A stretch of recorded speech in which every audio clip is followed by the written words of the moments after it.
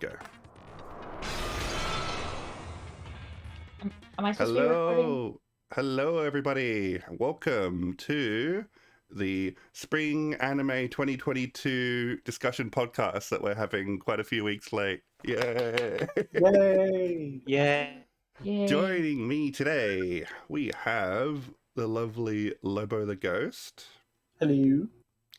And Naoki Sutton. Greetings, everyone. Who you may remember from our Boom Street tournament we had recently. And joining us for the first time is Grooven. Hey. Welcome, Grooven. Glad to have you. I Thanks. think we haven't really done anything since like the Kazumatsuri podcast. Yeah. Yeah, it's really hard, especially with the time differences, because you're usually streaming when I'm going to sleep. Yeah, time zones are hard. Yeah. But good to have you. Thanks. I'm excited to chat about this season of anime. Like, we've been trying to organize this podcast singer for quite a while, but it was just really hard to get people together. But we're finally here. So even though it's a few weeks late, we're on into the next season. We're gonna do this, damn it, because there was a lot of freaking good anime this season. I feel like I should put like some background music on for this. I didn't really think of it. What should we have as background music? Am I supposed to be recording? No, this is a stream. This is live Oh. streamed, Grooven. Oh, cool. Okay. Yeah. Sorry. I feel like it's okay. I'm so out of date with tech. You're fine. Sorry, I thought this was communicated, but I apologize if I've. No, If all this good. was Just gonna do the recording for us. Oh, Yeah, good. yeah. Okay. Yeah, if this was like going for incredibly high production values, it would be like everyone records their own end and then you sync up the audio Yeah. afterwards. That's what we used Yeah. to do. I don't care anymore. Oh, okay. We let's should go- have like Summer Pockets one something. Summer Pockets. I'm just gonna put some Little Busters music on because we got the key fans here. There you go. Okay, how's that for volume? I'm gonna turn that down a bit. All right, that should do. So yeah, there was a lot of good anime that came out this season, which is why I really wanted to do a podcast about it, to like really spotlight some of the shows that like spoke to me, because there were a lot of unexpected hits, and I think a lot of us agree on, you know, a few of these being really good. Well, why don't we just dive in? Since I've got the image on screen right now, let's chat about Yusha Yamamas, aka I'm Quitting Heroing. Did you finish this one, Grooven? I did not even check it out, but Okay. I should have. It's just a lot of the isekai kind of ones. I just like don't even bother unless someone says, "Wow, this is so good." That's fair. Isn't technically an isekai. It's not. Not Oh, okay. technically. Okay. I say technically because it is, for some of the characters in the story, it is technically an isekai. But Okay. those are the demons invading Earth. Yeah. Oh. Okay. So it's not really an isekai, it's just a fantasy anime, Okay. but it's Okay, definitely cool.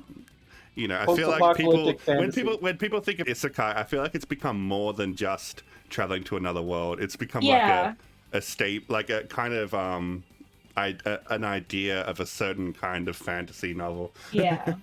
I think so. Yeah, so Yeah. it's definitely like it fits in with that sort of Okay. vibe. But anyway, this But is it's good. Like, I feel like it's easy to look over because, you know, it's not the prettiest looking anime. The premise seems kind of basic. But this anime ended up having an incredible amount of heart to it. I was quite blown away. And it went through a few sort of hurdles, but I guess one thing we should mention is this is based on like what, a 3-book series? 5 book. Was it But 5? yes, so it's 3 books, and then there are 2 books after that are like side story stuff, I think. Oh, okay. Like, So we probably didn't get that. the in anime technically Wow, isn't that's a finished. lot. The anime actually is going to have 2 more OVAs. Oh. Okay. Awesome. Did pretty well. Gosh, but yeah, this anime is basically like the basic premise is there's the, you know, the chosen hero, the Yusha, who has been fighting the demons for a long time, and he ends up becoming so overpowered that the humans get scared of him and they say, well, we don't want you around anymore. And then basically he's like, great, I'm gonna go join the demon army instead. Which sounds very silly, right? Sounds like a very typical like gag anime sort of premise. But like the further you get into the story, the more you realize how this is actually like so layered and deep, and like the motivations are a lot more complicated than that. And I don't know if I want to spoil it all, because like there's quite a few twists in this story. Like it starts off like a business sort of anime, like like almost like an Iyashike, like, but kind of like, yeah, this is how you manage a business, but the business is running a demon lord's empire. Like we need to make sure like logistics are maintained and mental health of all the employees is maintained, and like all that shit. How to manage your subordinates. Yeah. Okay. And it's actually like really wholesome. Like the Yusha comes in and he's like, I have a lot of life experience, so I'm gonna teach you how to manage people well. Which does sound odd, but there is the explanation. And to be fair, they do lean a bit into the goofy aspects. It isn't just that it gets serious as it goes. It is totally the like comedy thing where sure. Actually, yeah, they lean a lot into it, and there's a bit of a problematic part to it, if I may explain for a bit. Sure. The thing is, the way this hero... well, first of all, I'd say this anime is divided into two parts, which are very different from each other.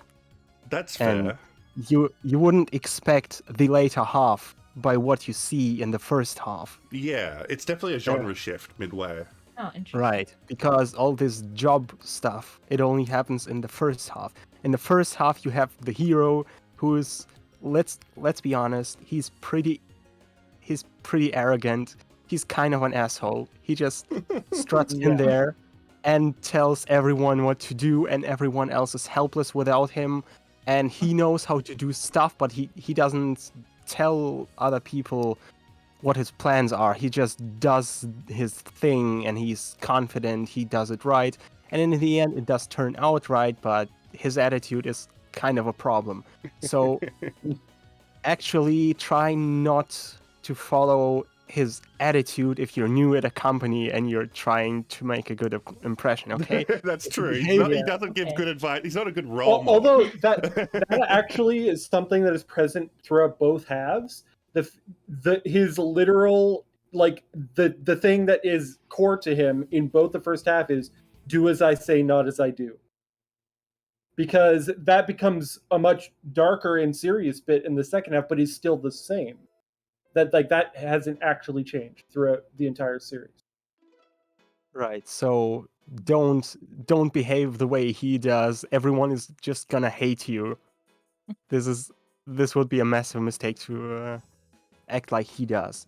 And I think the show becomes better when it transitions into the second half, namely when this arrogant protagonist becomes vulnerable.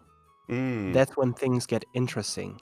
Yeah, he's got kind of a self-loathing thing going on. Like he definitely it's really hard to get into too much about spoilers, unfortunately. Sorry. But like, yeah, this guy, he's very arrogant, but yeah, he genuinely like has a goal of making these people's lives better. And I one thing I also attach to is how like sympathetic this is to the demons in this story. Like the demon lord in this story is like the best character. Like unironically fantastic. And like one of the first things the hero notices is like this girl, this demon lord, isn't evil at all. She's just trying to help her people. And like I fucking love that kind of thing in media. Like I just like I've spoken about this at length on various streams and stuff, but I am someone who like really feels like when you start getting into stories about like demons and monsters, too often it feels a bit too like analogous to real world wars and how like kind of like race war, like, you know, this idea Right. of like othering an entire species as evil just because of, you know, some traits they have. It feels really gross to me, and so I really love when media can flip that on its head and be like, okay, actually these are oppressed peoples and they're just like fucking stigmatized by the humans. It's like, fuck yeah, let's go. Mhm. They did invade Earth, to be fair. They did, you know, but Because they live in a barren wasteland with no sun. yeah, like, I mean, the demons aren't like completely faultless, especially like in the earlier parts of the story, but there is nuance to it, right? And it's not just a black and white good and evil thing. And I just love when stories do that kind of thing. So that's what like got me to like start watching it.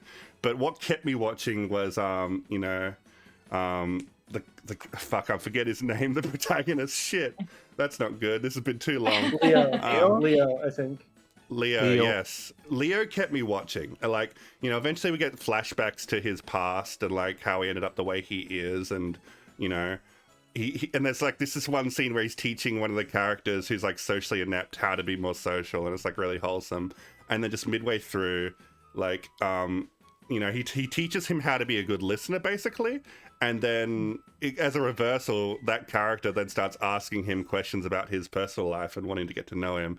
And he just starts blabbing about, like, all of his, like, vulnerable side and all of his insecurities. And it's, like, it's really sweet and like, kind of tragic, actually. But, like, just, yeah, this show goes in places I did not expect in terms of, like, psychology and, like, philosophy. And if you're like, yeah, if you're into this, if any of what I've said sounds like it might pique your interest a little bit, I'd recommend checking it out. It's a short series and it has a complete story that actually ends, and Like 12 it's episodes? nice. Yeah, and it brought me very close to tears, I will admit. Oh, So like, okay.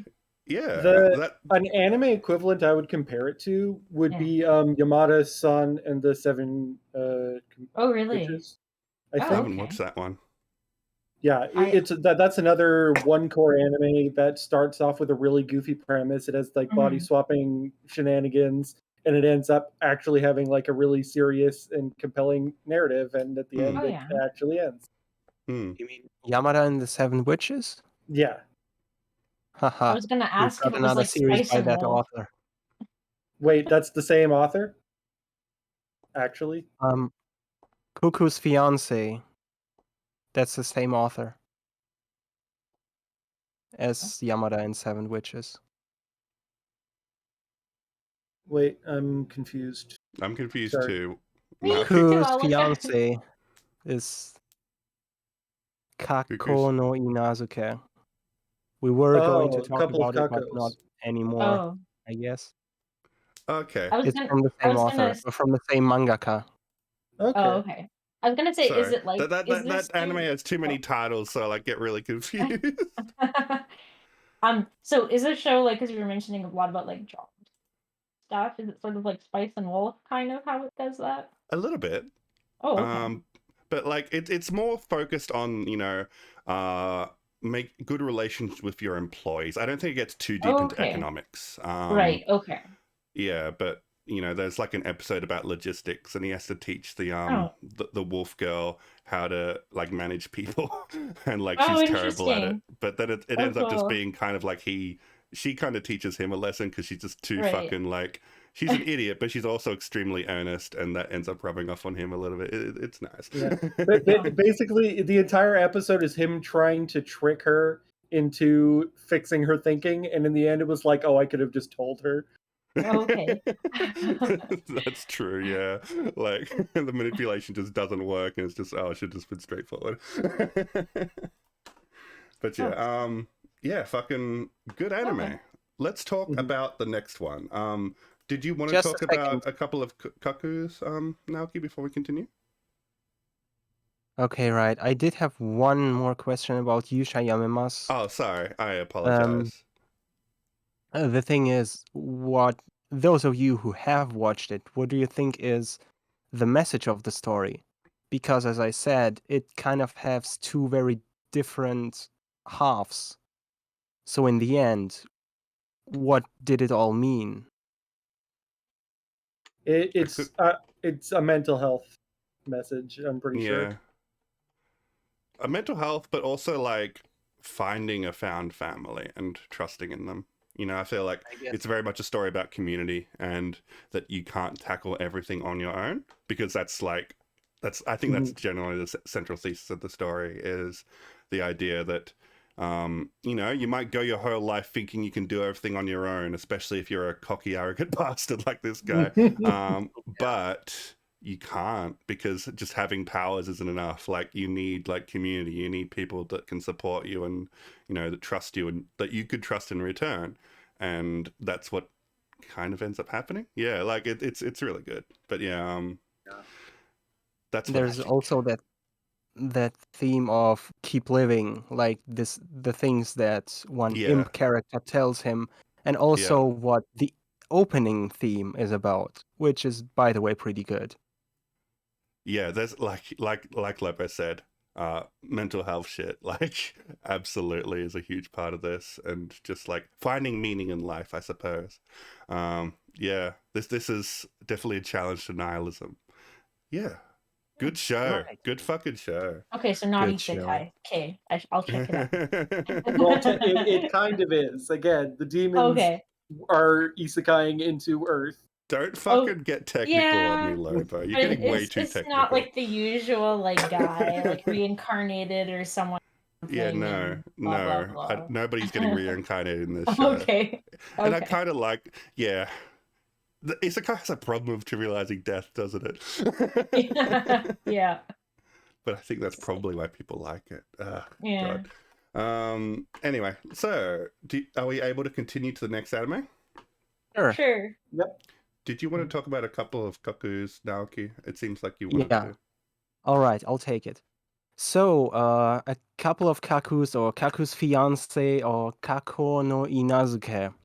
It's a I don't have a new picture of this one. anime by the same author as Yamada and the Seven Witches. Right. And Oh. if you know that author, his previous work is Yankee-kun and Megane-chan, which is basically about two delinquents who start expanding their social circle and aim to be the student council at their school and bit by bit improving their lives. Um, Mm-hmm. so basically, usually this author writes stories about dropouts or awkward people who start enjoying their life more by doing more. But this time, Koku's fiance is a more of a classical romance comedy, and its shortcomings might come from the author not being as comfortable with this kind of story. Normally, by this time, his other mangas are, well, they get much better by this time. Okay. Basically, we have the protagonist and three potential heroines for his harem. One is his fiance, one is a classmate he's got a crush on, and one is his not biologically related little sister. Of course, he Of wasn't. course. And so I don't even bat It's- an eye at that anymore. I know, right? well, Bar has been lowered. it is kind of awkward the way everything is handled here. Like it still feels different than most of other romance comedies, I guess. But Yeah. well, it does feel different. But I think the author is not quite as comfortable with this genre. It feels Oh, different, okay. but it's also not as entertaining as you would expect, and it's moving forward pretty slowly. I've only watched half of the show, like 12 episodes, and by the 12th episode, not too much had happened. There's They more only than 12. said, "Hey, so basically we've got these three potential partners for this main character." Hey, And yeah, it's still ongoing in the current season. Oh God. yeah, it's I still thought it ongoing. ended. So should we watch it, Naoki? If you've got time to spare, you can take a look at it. Maybe like watch a few episodes, see if the characters are entertaining for you. Right. As I said, the actual plot is moving forward very slowly. So watch if the characters are entertaining to you rather than expecting big things from the plot. Okay. Fair enough. Is the protagonist like not lame? Like He's I not don't know, like exactly lame. He's well, like yeah. he likes studying. He may seem boring due to that, Okay. but he's also good in a fight. Okay. And he's a very straightforward kind of guy. Okay. So he's honorable, he's straightforward, and he lives by principles taught to him by his parents. So By the way, he's a good guy. you didn't mention the actual premise of the story. Right. So the premise of the story is two children grew up in different families, but they were separated at birth from their birth parents by accident in the hospital. So these two kids grew up with the other's parents, and their parents happened to be very good friends, but they didn't know that this had happened until they were into their teens. And then apparently their parents had also already decided that they would be doing an arranged marriage between the two of them. Oh my So god. they What a simultaneously coincidence. were like, oh shit, actually we have the different parents, but it doesn't matter because all of us are your parents because you guys are getting married. Right. Oh They my just God. want to keep everyone around. Like Very That seems like a communal. their big- way, It's like a big their fuck way up in the of hospital. getting their actual biological child, but also not letting go of the child they have raised.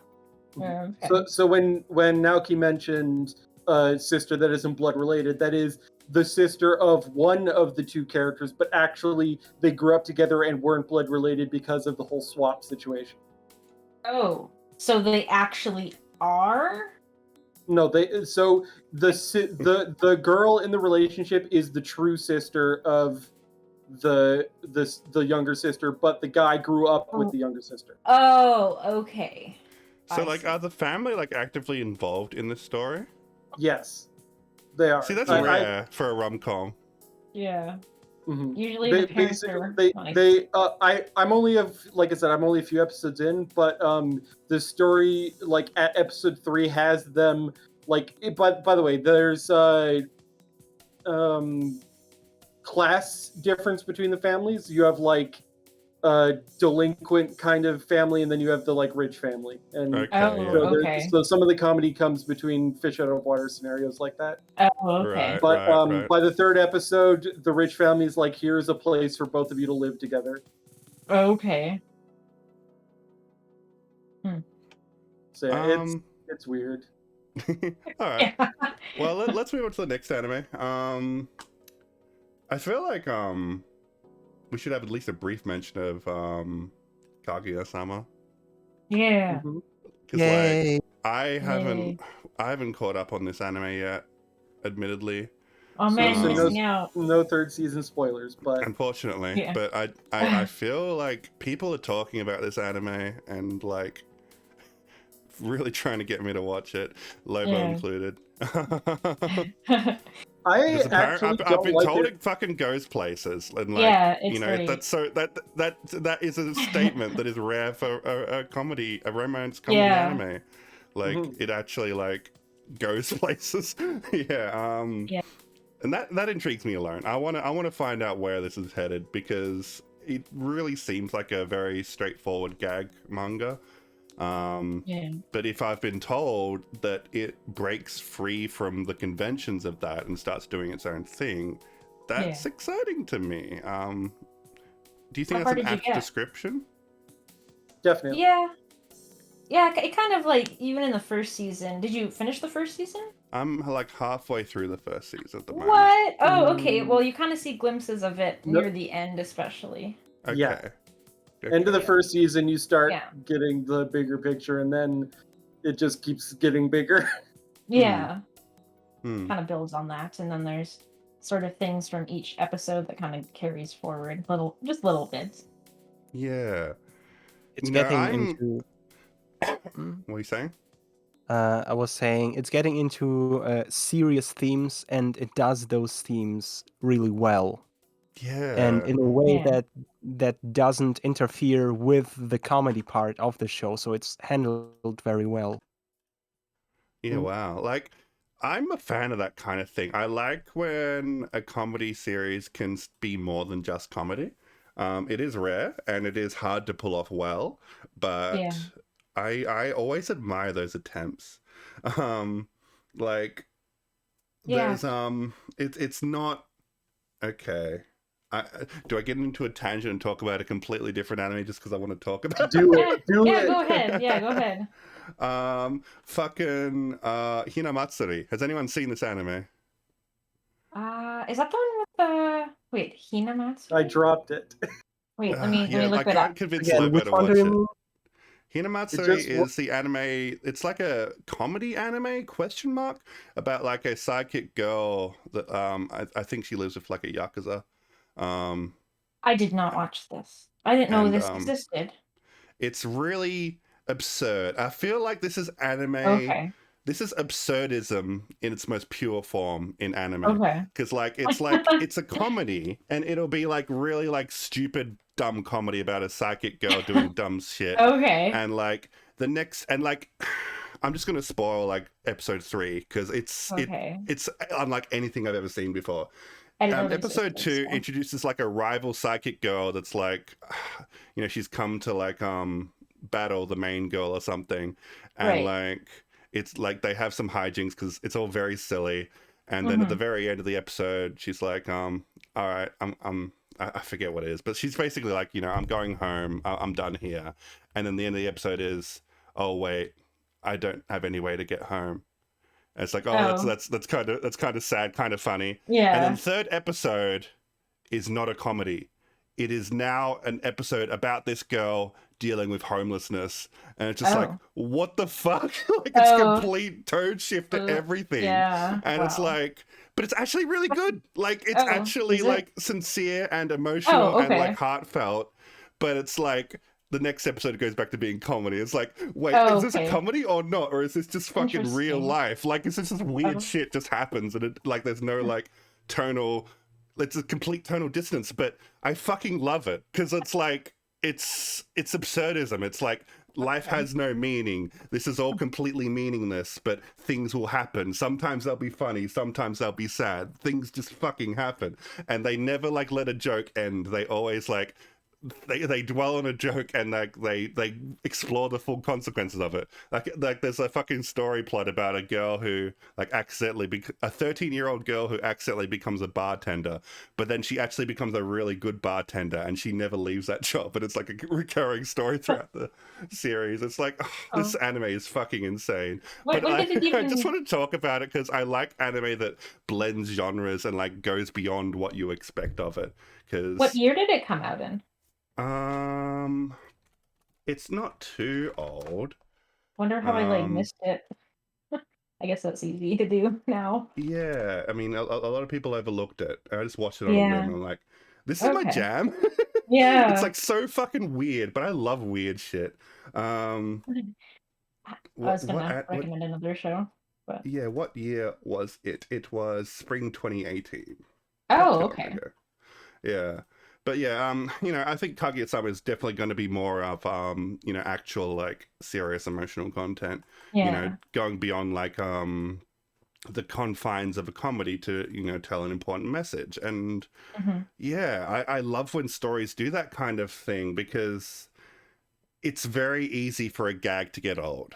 And I feel like anime, especially like gag manga and anime adaptations, they can just lean on a joke too long and it just stops being funny. I think I've spoken at length about how I had problems with One Punch Man because it kept doing the same joke over and over.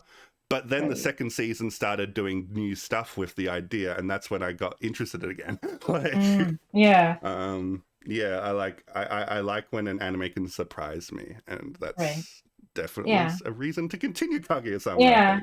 I wasn't expecting it because I never read the manga or anything. So when they started doing like more serious topics, it was a nice switch. A Transitioned side really well. note to the topic of Kaguya-sama. There is another anime, but by the same author, Oh. that's been announced for production. Oh, really? I don't know when exactly it's coming. The anime's name is Oshi no Ko. It's by this author and also a collaboration with a different mangaka.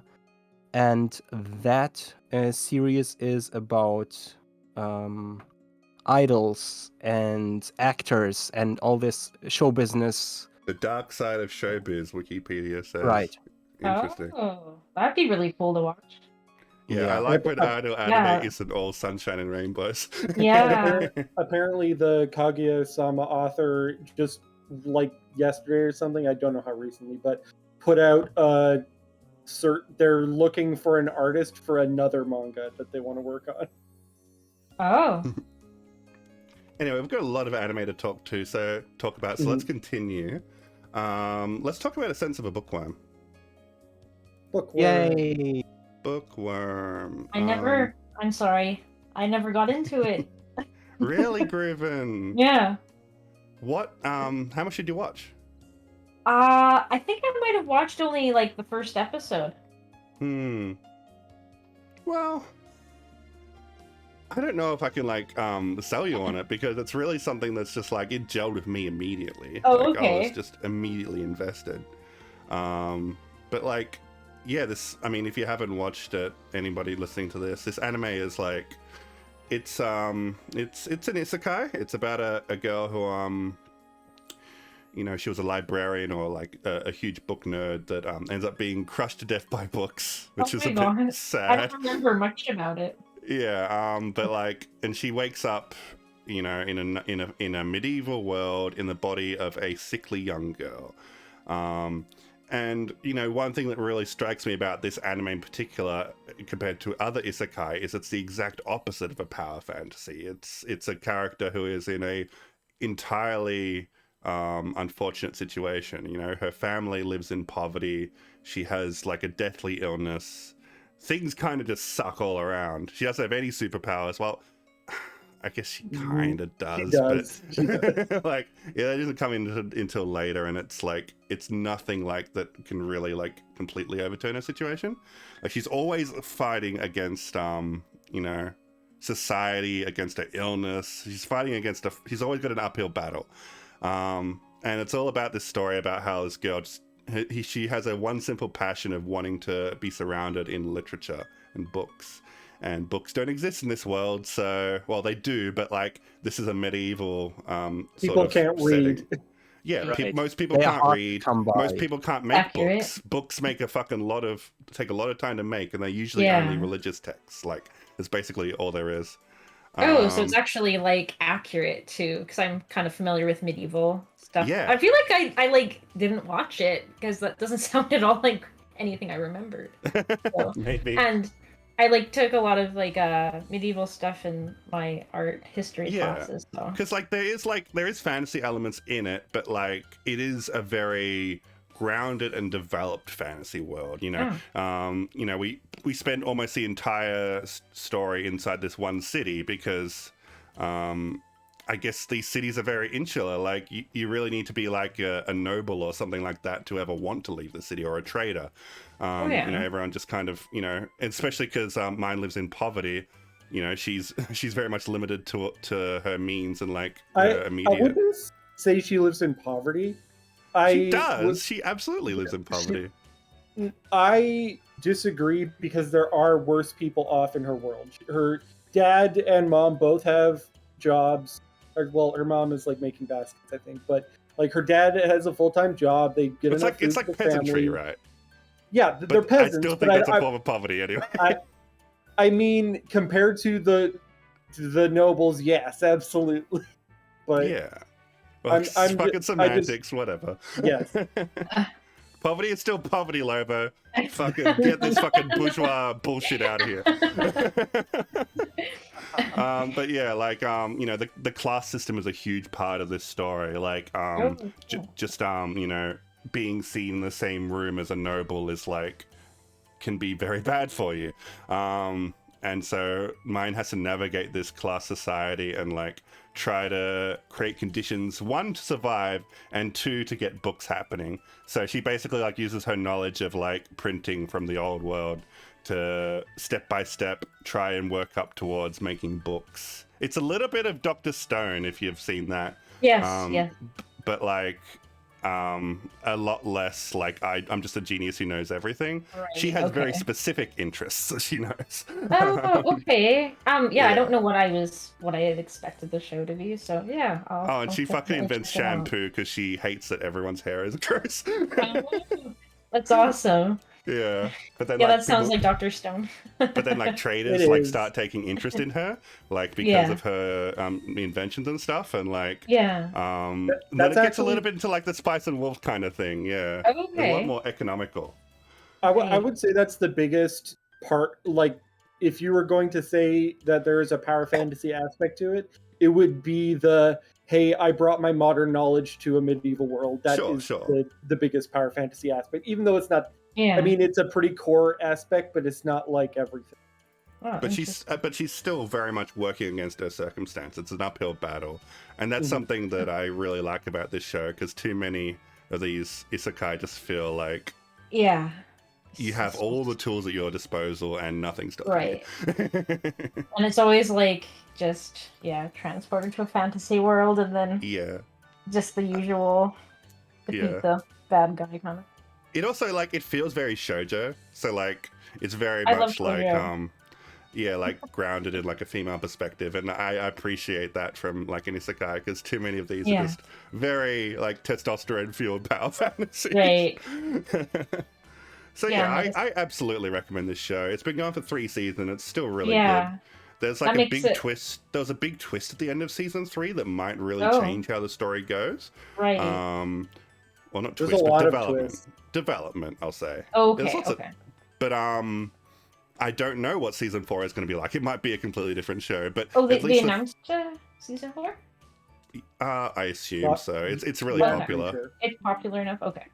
Yeah. Well, it seems And like it it's has like 3 it's not seasons, it's so not a pretty looking anime. Like the animation is pretty consistently like It's just like yeah. does The It is the job. faces what are it is. weird. The faces are weird. Oh. But it's consistent, and it really feels like Okay. they're going for a marathon rather than a sprint, and I can Yeah, well, appreciate that. If it's good and the story is good and at Yeah. least then it's worth watching. It feels like a really good adaptation of the novels. I mean, I haven't read them, but it just like Right. it has a good pace to it. It never feels Makes rushed, sense. and it feels like it's telling exactly what it needs to tell. So Oh, yeah, all right. I give it my seal of approval. All right. Right. I'll add that Still, to my to watch list. I think we should say a few specific things about this season because we haven't Yeah, we're really talking talked much general. about it. Yeah, but we're Right. trying not to spoil it, and it's almost impossible to say anything because it's the third season. Yeah, that's it. Sorry. Right. Like, no, it's fine. We just have to like cover it like we I just did with ruined Kaguya. We're like talking about the merits overall of the series. Yeah, Right. why you should catch up. It makes sense. Yeah. Yeah. I would say I'm gonna get a little bit more specific. I'm gonna say watch until the end of the first season. Alright. Don't Really? stop until then, because for me, I actually kind of hated it. I was forcing myself through it until the end of the Really? first season, and Oh. then I loved it from the start. the twist at the end of the first season, which is again twist development, whatever you want to call it. That is what sold me on the series because Oh. I don't like. It's spoilers for me to say more. I don't want to say more, but Right. Right. if you don't like it for the first few episodes, give it the first season and then see. Okay. That's a lot to ask, Lobo. Well, I mean, it's only like 12 episodes for the first season, right? Yeah. It's not like back when it was 90s anime and it was like 52 episodes. And it was That's just true. like, man. Those were the days. Yeah. Speaking of like 90 episode 90s anime, let's talk about Legend of Galactic Hero. Oh no. I'm not going to talk about it much, but I just want to briefly mention it. This show is still going. It's a remake of the classic 80s anime, I think. Was it 80s? It might have been Oh, like is it? late. I think it was late 80s, the original. Okay. It's a classic sci-fi space opera, and it's like very heavily steeped in politics. I kind of like, Space in some politics. ways, it's like very like, well, it's the cliche to say because it's everyone's watched it, but Game of Thrones, like comparisons come to mind. But Oh, okay. less edgy, Fair. a lot more, Story. yeah, story. Just like mostly anime is just dudes talking about politics, and that's either gonna Okay. like be like, oh, I have no interest in that, or sign me the fuck up, and that's Well, totally fine. Like, you I could be either one I of like those. I like some Gundam series, so I Yeah, mean space politics. Eh. yeah. I Yeah. really like it, and it's good politics too. Like, Okay. like you know, you got like on one side you got like the I want to say like America, like they're the fucking like democratic society. On the other Right. side you Okay. got the empire, which is like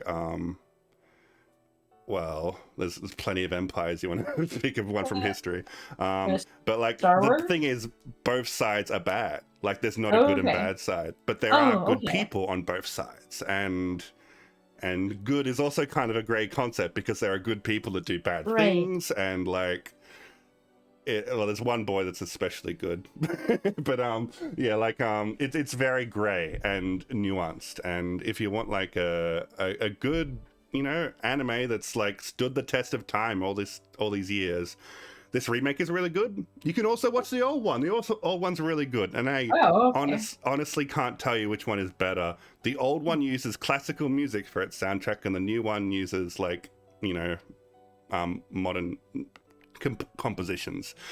So it's up to you which like tone you prefer, I guess. Okay. Obviously the 80s anime has very 80s Bishonen anime faces, whereas the new one has got its own Oh, so sensibilities. they changed the style a bit? Yeah, the art style is a bit more modernized Oh, now. okay.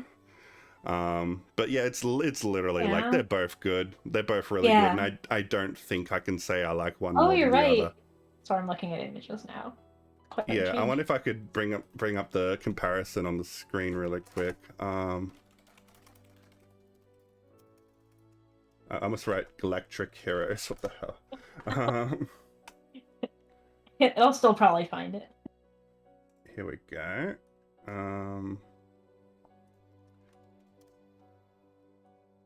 So this is the old 80s anime. And I'll just quickly get a picture of the new one. Mass. And here's the new one. So like you can see the same character, but like the art the style's been screen- evolved quite a bit. I think the stream thing is gone. Oh, sorry. You'll have to What's look on that? Twitch. Yeah, I've been I had to Oh. stop because it was lagging my internet a bit. Oh, okay. Hold on, let me just for you right now, I'll bring it up in Discord. Sorry. It's okay. So like we got like the 80s anime, the big one, and then the new one in the corner. The new one has a lot more CG art, whereas you know the 80s is obviously hand drawn. Is it integrated at least nicely, or is it kind of Yeah, I think they're both good, Okay. and it's literally just a matter of, you know, style, and right? they wanted to Sometimes bring just- it to more modern tastes. But honestly, the 80s anime holds up really well, and I can Yeah. recommend both of them. Okay. It just depends on what you're feeling. They're still but pretty yeah. good. Pretty good. That Okay. one thing I should mention though is the latest, like this anime has like no rules to its like production schedule, because like Oh. we ended the last season in the middle of a battle, and I'm just like, what the fuck? That's it. It's to be continued. They Oh. absolutely plan on doing the whole thing, but they're just doing it at their own pace, I guess. Nice. Okay.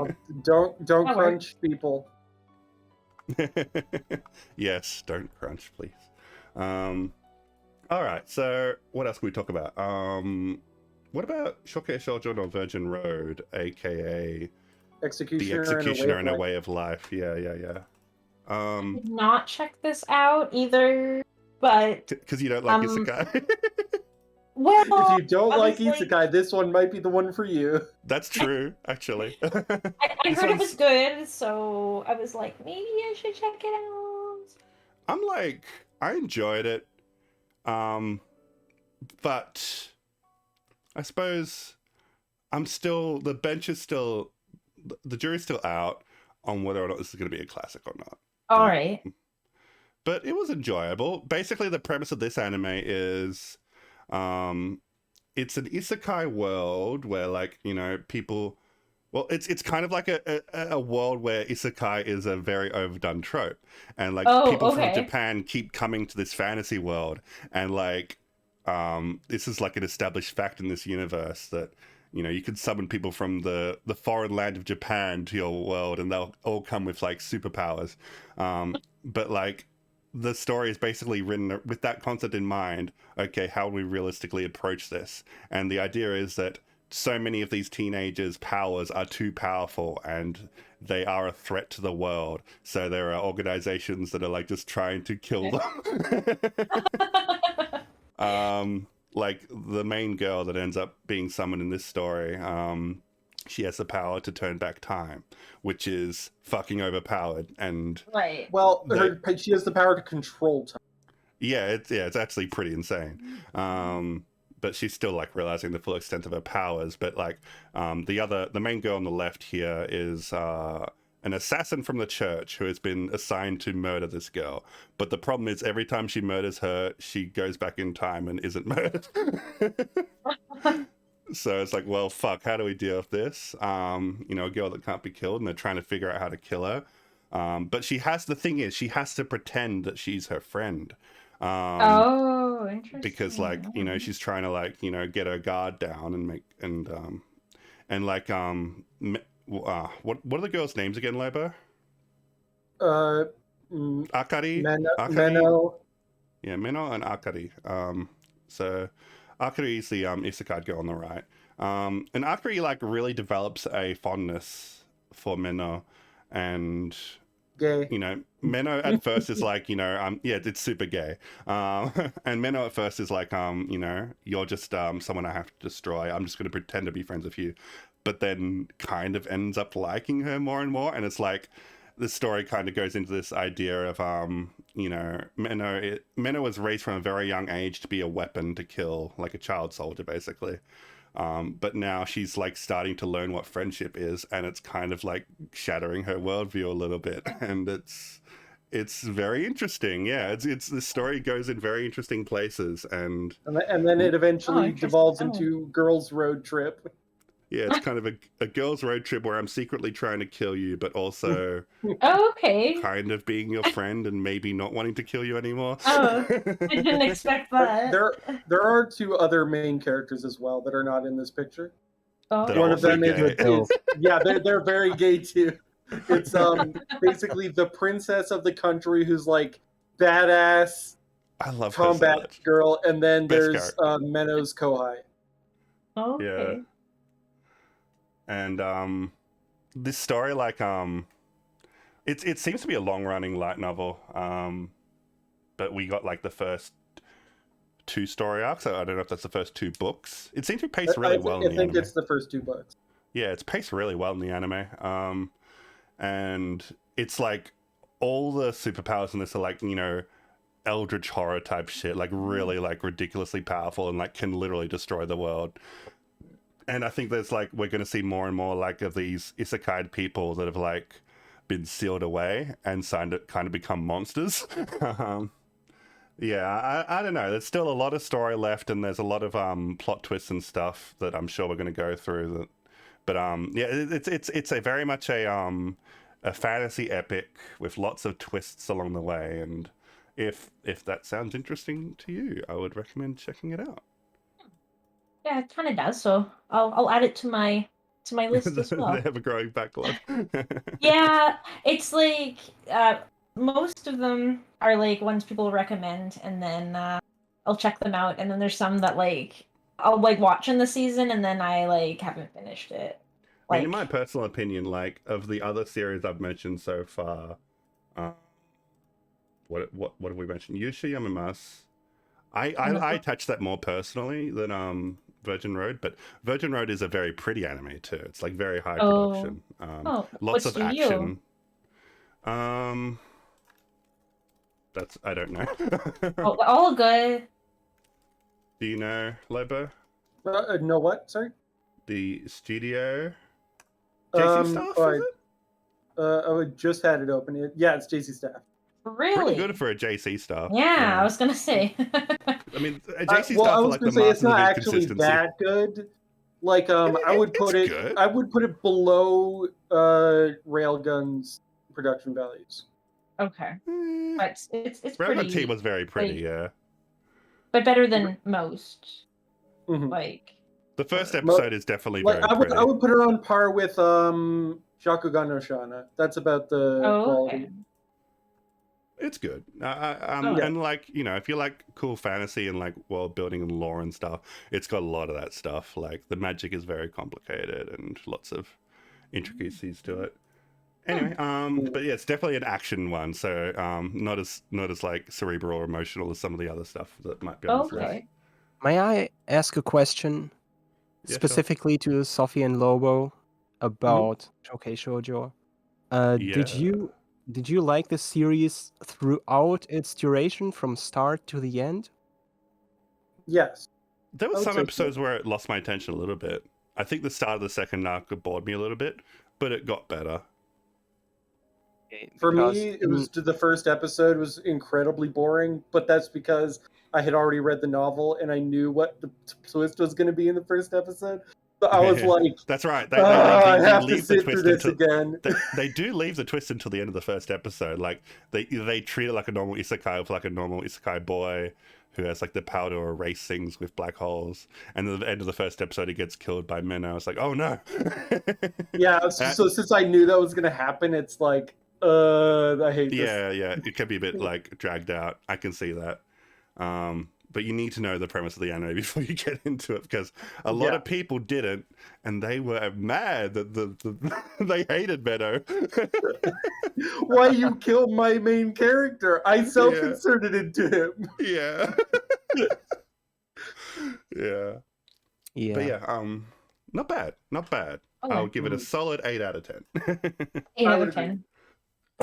Yeah. Well, in my Very personal fun. experience, I did enjoy the twists at the beginning, but once the twists were done, it kind of got a bit boring for me personally. And I can say that I enjoyed much of the last arc. Like, there was action battles and everything, but in the end, what exactly was the point of it all? I'm not sure. I don't want to get into spoilers, but the point of it all is basically what the main villain of that arc was saying. Like, if you listen to what they're saying, that is the point, which was kind of there wasn't a point. It's weird. I don't want to get into spoilers, but it kind of makes sense in a weird way. Anyway, let's talk about the next anime on our list, which is going to be, I think, Spy Family. Nice. Ooh. I watched all this. This was a good anime. And was. we probably It don't was, need to talk much about it. It's just so great. Everyone's already watched it. Yeah. But yeah, it was like definitely better than I was expecting. Right, yeah. It's a comedy anime, but it's got a lot of heart, and all the characters are incredibly lovable. And even when they're like doing shady shit, you could tell that they're like they have to weigh up, you know, their new family and how that fits into everything, and that's becoming more and more of a priority in their lives. And that's really cute. That's really wholesome for a story, like building up this family that like genuinely like loves each other and needs each other, and how it's becoming less and less of a obligation for their work and more something that they're genuinely invested in. Fucking good. It's really good. Yep. It was really good. Yeah. Lots of great facial If expressions. you haven't from watched Anya. it, go. Yeah, amazing facial expressions. Right. Oh my god, fucking So industry-leading facial expressions. Right? Yeah. Right. Let's not dwell on the thing that everyone knows is good. Next up, let's talk on the thing that not a lot of people know is good, but also valid for not knowing is good. Kaginata. Yeah. We have to talk about this because we're all key fans to some extent. Yeah. And Lobo unfortunately didn't watch the final season of Kaginato, but Well, you can catch up. It's like what is it? Maybe half an hour. 30 minutes. Yeah. I might think about doing a group watch if people want to do that. Just so we can go Yeah. over it I all. wanna. I might do it. But So many yeah, good jokes. I can't I even want to remember say, them like, all. this is the anime for a very specific person, aka Right. me and Naoki and Griff, Yeah. and nobody else. So nobody else watch it. This is our thing. I mean, I care a bit. You care a Just bit. a bit. Oh no, I'm playing sad music. Little Buster Yeah. does too much sad music. There we go. Right. So like, yeah, like, well, this is an anime that takes all of the characters from Key's flagship series. So Canon, Air, Clanad, Little Busters, Rewrite, and more recently Angel Beats, and chucks them all in a parallel universe where comedy can happen. And that's about it. But fucking this anime is absolutely incredible in the kind of jokes it pulls off. Like, Right. it holds nothing back in terms of like how much can we cram into a 4-minute joke episode series. Like, And the cuts are always so deep. They always like go in places that like only super fans would ever understand. Right? Yeah. And If they're you do- fucking hilarious as a result. Yeah. But like, that's what I mean. It's a 10 out of 10 anime for a 0.0001% of the anime watching population. And if you are in that tiny fraction, this anime will fucking annihilate you. Right. Yeah. Even if you like missed one of the series, you're just like, what is that? What joke? You're like, I don't get it. Yeah. I mean, I don't know. Lobo has less experience with the different series. I have experienced part of all of them because I watched at the very least every Key anime. Oh, okay. There'd be a lot of jokes that would fly over your head. Yeah. Yeah, there's Yeah. some stuff from the games too, so it's like, oh. Yeah. Right, like, who the hell is Capet? Oh, yeah. No. Oh, that was so good. Oh, I So love that. good. But then it's like, if you only watch a Clannad anime, you have no idea who he Yeah. is. Yep. My boy finally got some screen time. Yeah. It was only for one episode. Rest in peace.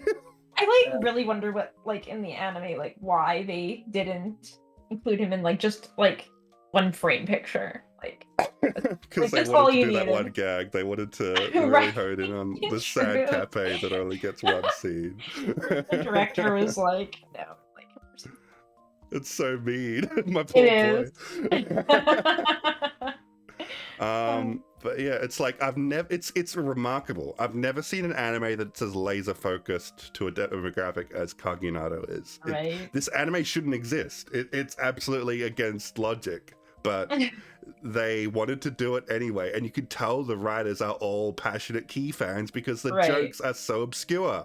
Like Yeah. they are all really crazy. Like fucking like Sunohara's like fucking sitting on a throne made of toilet seat covers, and like Yeah. fucking like you have one frame in the background where there's like the fiddler crab, and it's just like, what the fuck's that doing? Yeah. It's There's the like so fucking many fiddler crab. things.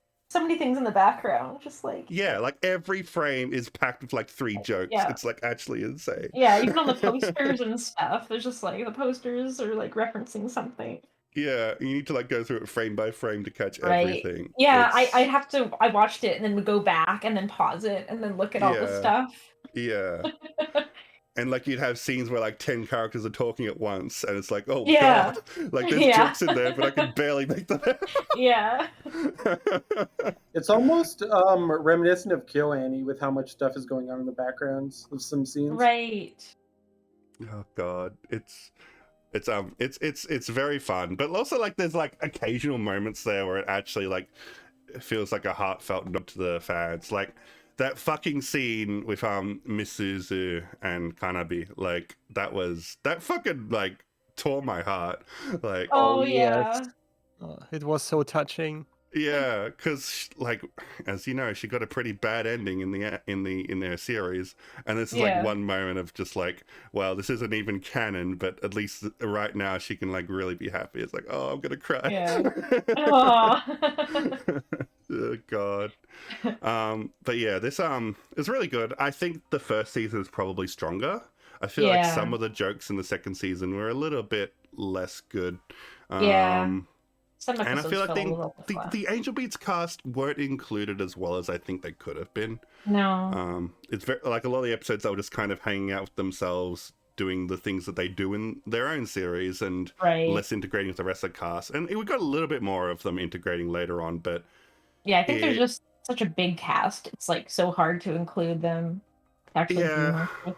And They I kind was of had hoping a for more special obscure role. jokes too, because like Angel Beats is a broad series. It's more than just the anime, but we didn't really Right. get any like. Yeah. There's lots of potential for jokes of Hinata and Yuri's past, and like Yeah. the only joke we got from outside the anime was that Matsushita is a lolicon, which is fuck. That's a Right. joke you picked. Fucking hell, guys, come on. Could have gone so many more places. Yeah, definitely. Because Angel Beats lore is weird and interesting, and I'd love to see it explored a bit more. Like the fact that Oyama is like over 100 years old, like that. No one ever talks about that. It's just fucking weird. It's just like his whole deal in the series is like he was just pretended to be an NPC, and like right. he just like lives with the NPCs in the school for like 100 years and just living a normal life because he loves a normal life. But then like you talk to him, it's like he's a real person. It's like, what the fuck? Like, what are you still doing here? Why haven't you passed on? It's just like, I don't know, I'm just vibing.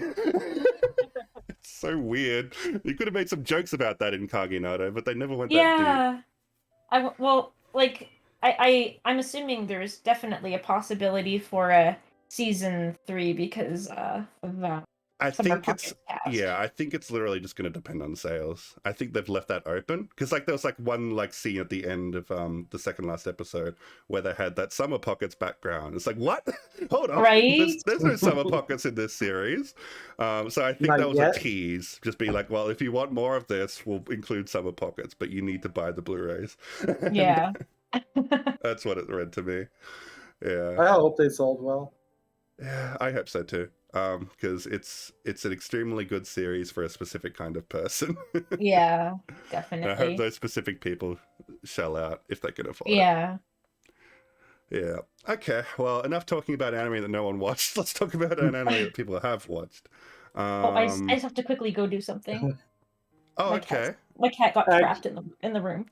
All right. Let's take. Are you going in the order on the thing? No, I'm just going in random. Okay. Because I was going to say, Is there an anime? if you- Is there an anime we could talk about that grooven doesn't? Birdie Wing. Why don't we talk about Birdie Wing? Sure. So, Birdie Wing is incidentally the greatest anime ever made. I have a funny anecdote to say here. This is actually on one of my streams. I think it's recorded. I was playing Mario Golf Toadstool Tour randomly, and Lobo was on stream with me, and I was just talking about how, man, there's so many sports anime. Why aren't there more golf anime? Like, we need like crazy over the top golf anime. And like 2 days later, Lobo messaged me. It's like, hey, they've announced a golf anime that's coming soon. And I'm like, holy shit! And it's gay. It's hella gay as well. So this is Birdie Wing Golf Girl's story, which for a long time was being completely ignored. And then Mother's Basement did a video saying about how good it is, and now everyone's watching it. So Yeah, I definitely overlooked it until everyone said how great it was. My favorite thing to say about it is that it includes far more rocket launchers and murder than I was expecting. Wait, what?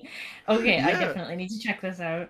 It does. This anime is fantastic. There is a non-zero amount of murder and rocket launcher. Yeah, Oh so my God. this anime I'm is always like, up for murder.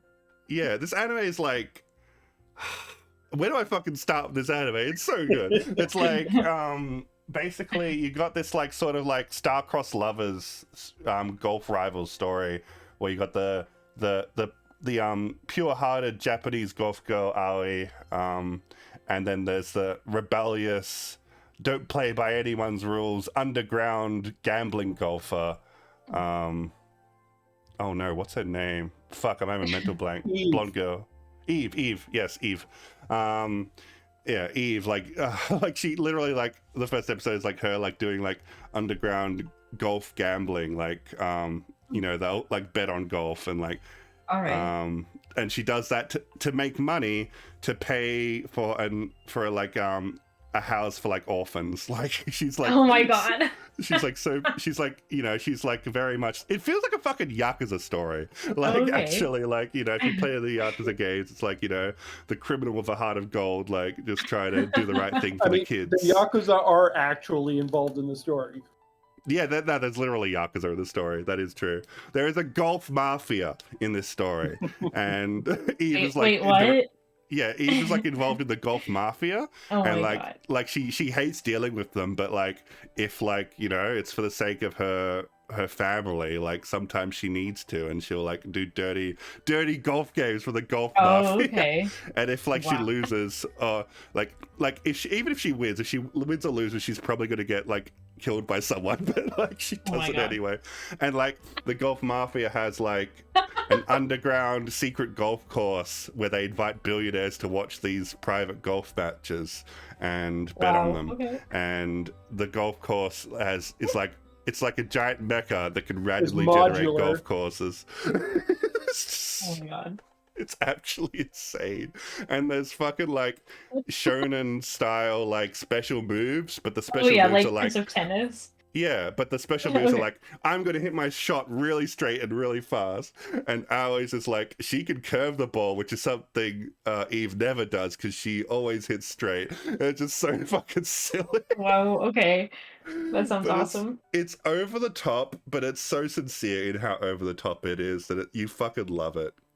There's fucking Here, boss I battles. have a Like screenshot there's that like I Metal want to Gear share. style boss battles where there's golfers with like special like, they don't like have superpowers, but they like, you know, there's one that like dresses like a fucking vampire, and like, I don't really want to spoil everything, but like she uses like some special trick to win in her games and stuff, and the episode's about trying to figure out that trick so she can win. It's just like, So, it's like, Grooven, have a look at the voice text chat, the image I just posted. out Okay, of sure. context.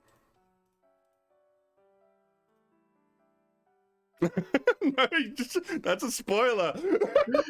I don't But it's care. a very So I good- shouldn't check it out.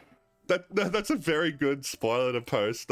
Like, I'm not gonna post on the stream, but like, you can just read that screen. Like, what the fuck is this anime about? Should I read It's it like then? golf anime. Should I read it? If you want something that will be like, yeah, fucking just look at it, I don't care. Okay. Oh Only my god, reaction. what?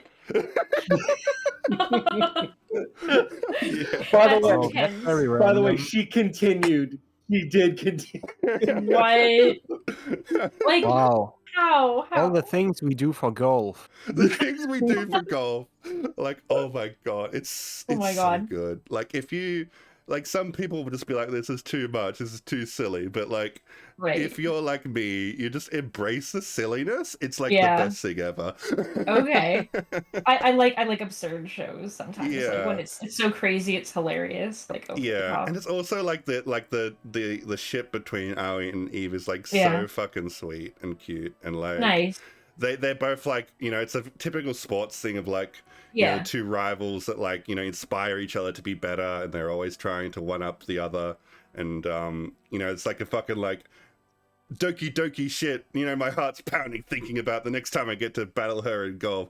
But then like it actually just ends up like, now they're like flirting and stuff in the series. It's just like completely, it drops all the subtext that you usually like, you know, skim over in sports anime, and just goes full like text. Like, yeah, these girls gay. Good for them. Yeah. So that's my impassioned rant about Birdie Wing and why everyone should watch it. Nice. All right. Well, yeah, that's got me convinced to check it out. too. Yay. Okay. All right. We're getting through this list now. I guess another one we can talk about is Summertime Render. I started marathon watching this because I like started watching it because I wanted to watch it, but then no one picked it up, and then I found out that like it's in Disney jail. Yeah, it's in Yeah, Disney Disney jail. jail.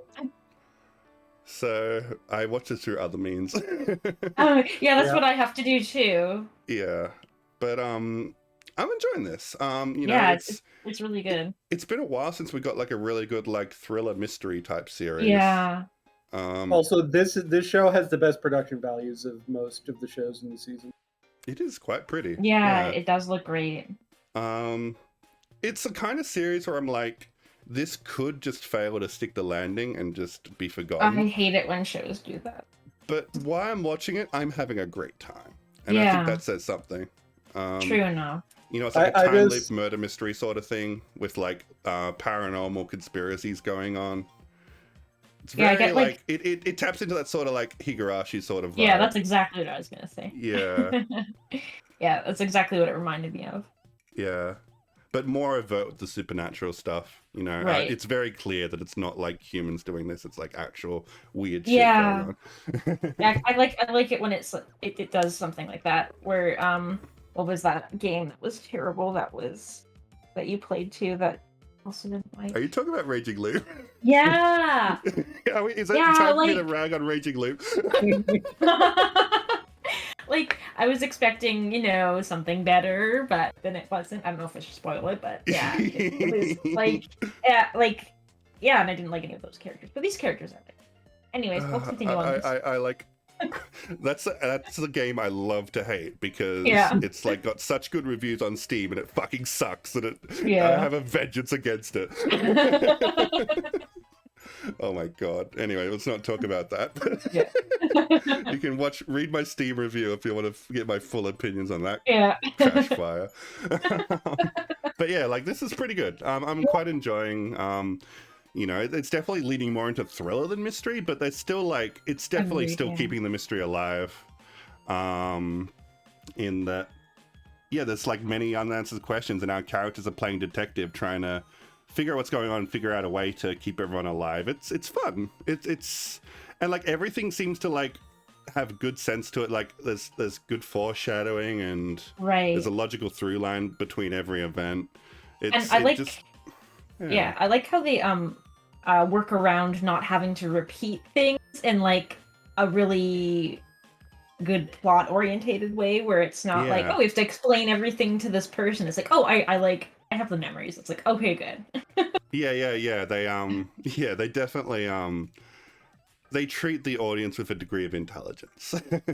They don't beat you over the head with information you've heard 100 times.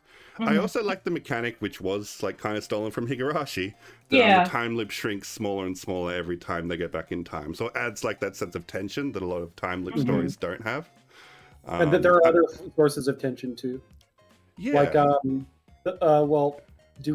spoilers are we getting into? Well, we can talk about how like there are characters that are aware the protagonist can time travel and will intentionally like, I'm just not going to kill you, so the time doesn't reset. It's like, oh god, that's terrifying to think about. Actually, that's so insane. I love when like a time loop story can get a little bit more genre savvy and do more creative things with the concept. Like it is like there's so many like time loop stories where the characters will never realize the protagonist is time traveling, and that gives them so much freedom to do whatever they want. But this is the exact opposite. It feels like the protagonist is being hunted, like they're always like on the run, even though they are in control of time. It's really cool how it's done. There was that like one scene that I still don't fully understand, where they were like having a flashback, and the flashback like reached out and grabbed his hand, and like it's just like, what the fuck is going on? Oh my god. That creeped me the fuck out. There's like, some pretty crazy stuff that happens at the episode, I feel like. It's like a twist every time. You're like, what? So yeah, if you like thrillers and you like mystery, this is definitely one to check out. I feel like a lot of people didn't watch this one because of Disney jail. Disney jail. And it's still airing. I actually haven't caught up on the most recent episodes. I stopped at like episode 13 or whatever. I'm around there too. And the opening is a banger, and I never skip it. There's a second opening too now. Oh, really? I'll have to check that out. It's also a banger. Yeah. Nice. Yeah, good openings. I guess I'll give like one warning. This anime is a little bit horny. So like if that like turns you off, like understandable. There's like definitely some like camera positions and stuff that are a bit questionable. Yes, it's not as not as bad as like some fan service shows. It could be but worse. Yeah, like yeah, the characters themselves are all like, like how am I trying? I don't know what I'm trying to say. Teenagers, Yeah, they're not teenagers. children. They are not children. Well, yeah, they're not children. That's one thing. But yeah. I think there's only like a few instances I can think of. yeah, it's Not not too bad. too overwhelming. It's like the sexuality isn't like a huge part of the narrative. It's just kind of the camera's just a bit pervy sometimes. Is what I'll describe it as. But yeah, like just that little bit of warning aside, I am quite enjoying this series, and I'm interested to see where it goes. And even if it doesn't have a good ending, I'm still enjoying the ride, and I think that counts for something. All right. Yeah, I hope it has a good ending. Yeah, I hope so too. Yeah. So now, Key, you've been a bit quiet. Yeah, I haven't watched Summertime Render yet, like at all. Fair Watch it today. Did Well, you the have an thing anime is- you wanted to talk about now, Key? Right. It's Shikimori-san is Oh, not just man. a cutie, or the Japanese title Shikimori-san wa okay, now I forgot the Japanese title. Kawaii dake janai Shikimori-san. Right.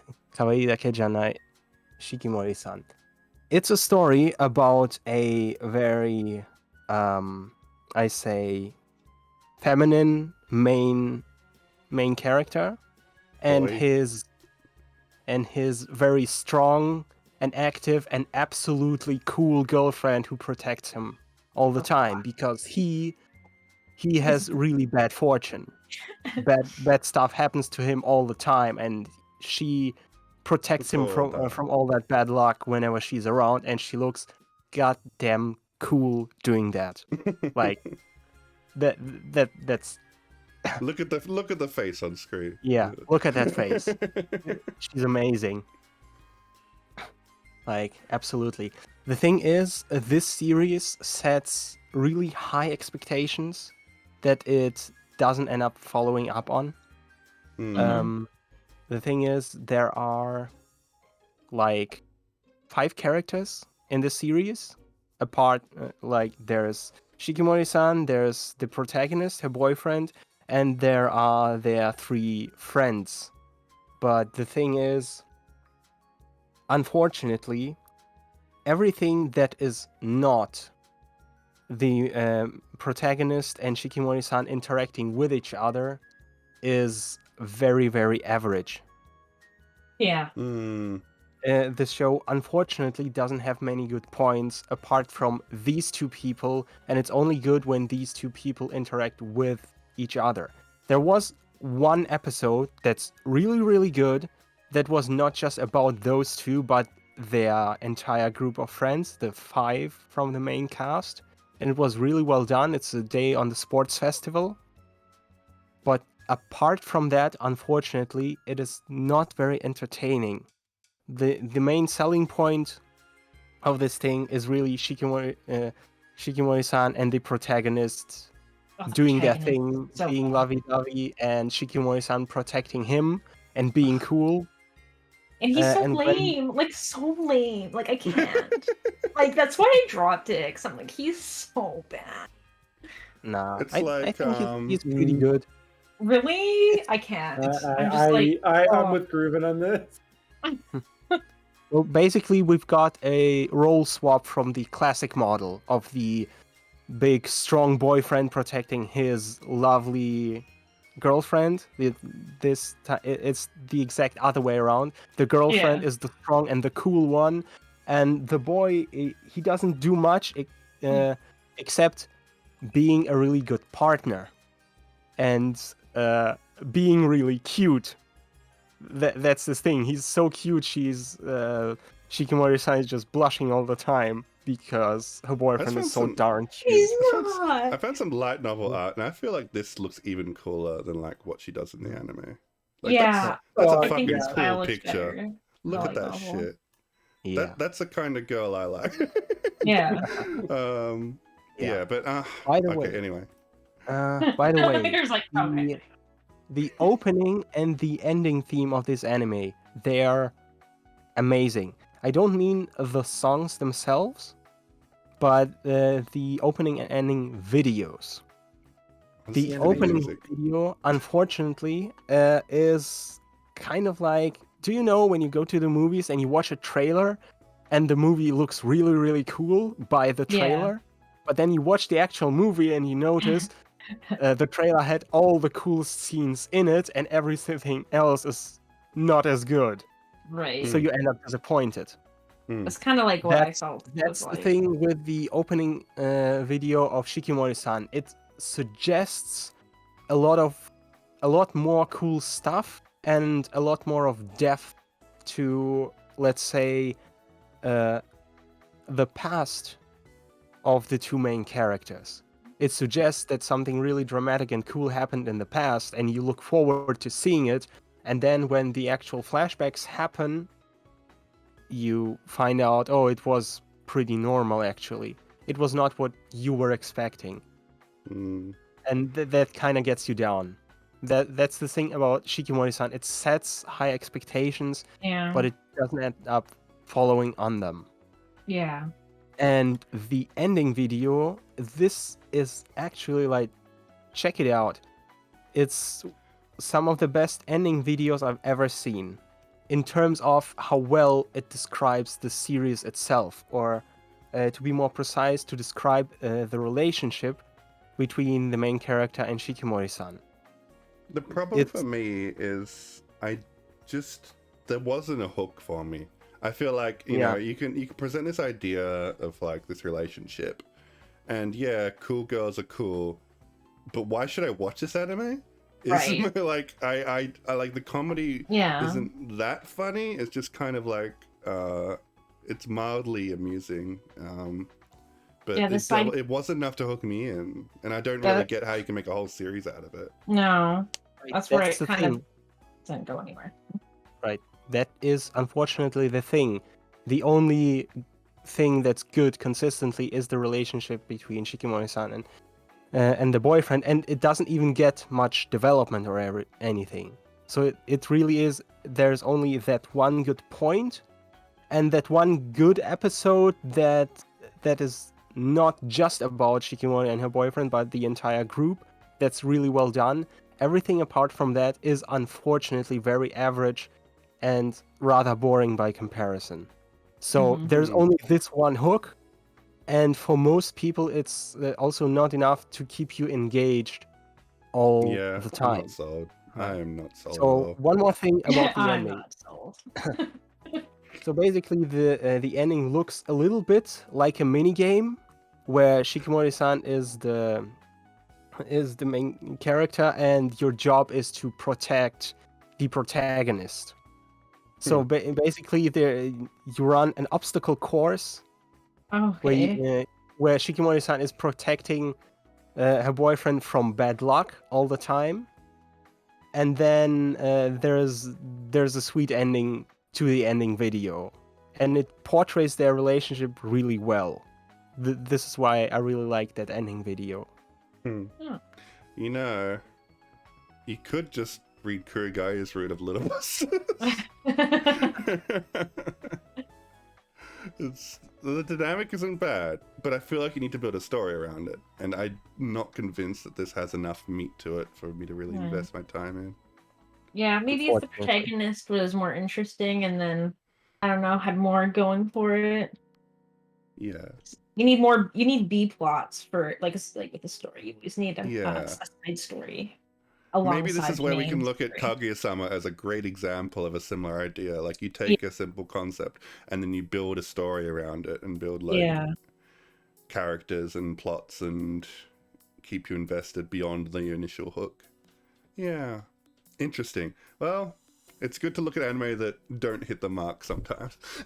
Yeah, true. Okay, who wants to talk about an anime next? I think we're nearly at the end of our list, aren't we? I think so. I added one to the list that I want to talk about. I probably All right, you go, Lobo. Okay, so the anime that I want to talk about is RPG Fudo-san, or RPG Real Estate, which is basically, it's not an isekai, but it is a fantasy style world, like Dungeons and Dragons kind of fantasy world, where you have a real estate agency with girls in it who are trying to find people homes. And it starts That's out cute. really formulaic, and it's mostly just a cute thing. But there are a lot of like fun jokes thrown in. Like one example would be they find that a particular house isn't selling, and they're like, "Well, why?" And it's like, "Well, it's haunted." It's like, "Oh, is it really haunted?" And then they go visit, and it's like, "Oh shit, it's actually haunted." There's like ghosts grabbing at their legs when they're walking in, and it's like, "Holy shit, this is very haunted." But then later, they meet a necromancer who's like, "Hey, I want a house that's haunted." And it's just That's like good.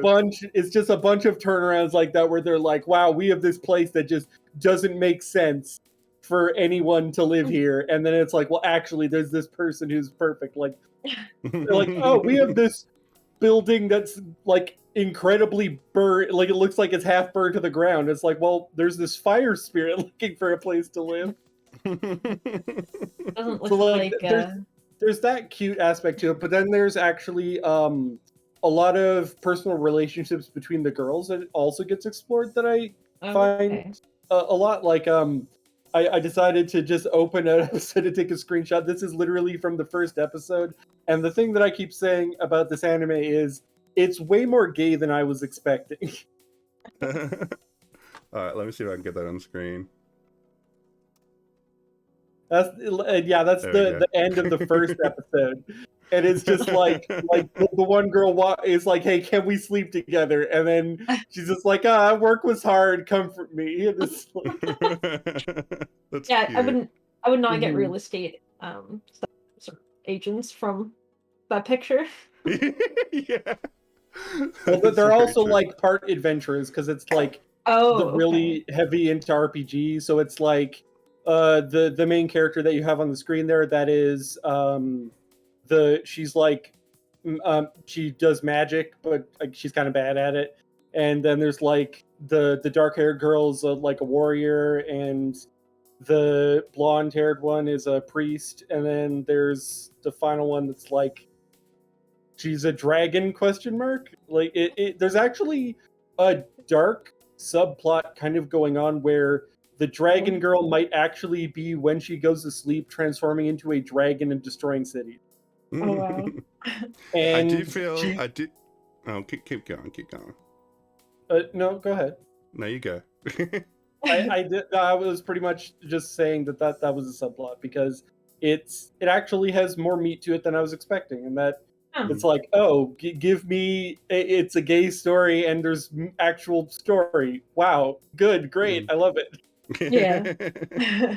Yeah. I mean, like, as I am obligated to say, real estate is unethical and immoral and should be abolished, but I'm perfectly okay with a cute anime about fantasy real estate just to lighten the mood. Yeah. That sounds really, really like, it sounds fun. It sounds like a fun watch. Yeah, it's just kind of dumb, cute, and well, actually, it's not even that dumb. It's just cute and silly and has heart, so it's good.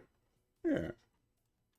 Okay, well, I think we've got one anime left to talk about. The big one. The big one. Yeah, they've been saving the best for last, I guess. Where is it on my list?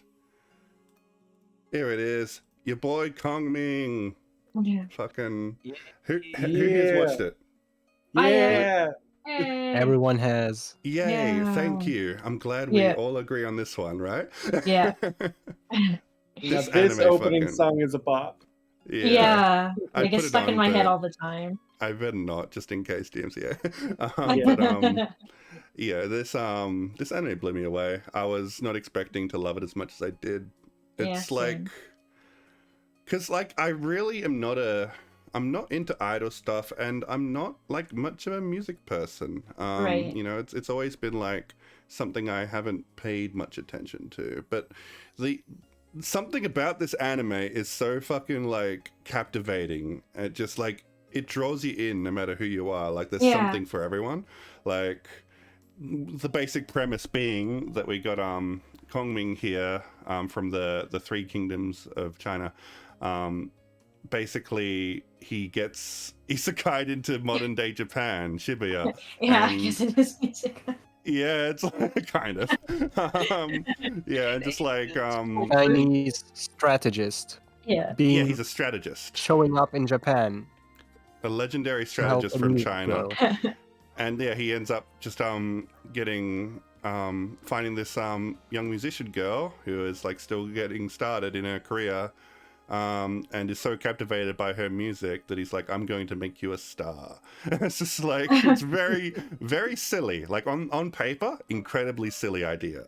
But they fucking sell it. They do not Right. like back down an inch on this concept. Like, yes, you are by the end of this series going to believe that this is a match made in heaven, and it really is. It's Yeah. insane because like he applies military strategy to all of his endeavors to help her career, whether it's like, you know, securing an audience or Right. It's crazy. making sure her music reaches the right people, helping her to grow as a musician. All of this, like they'll have little like flashbacks to like you know, Chinese history and Kongming stratagems, just to like bring it all back together to this modern day setting of like helping a girl. Like his whole thing is like, you know, in life I always wish for world peace, and now I'm going to achieve world peace with music. It's like, Hell yeah.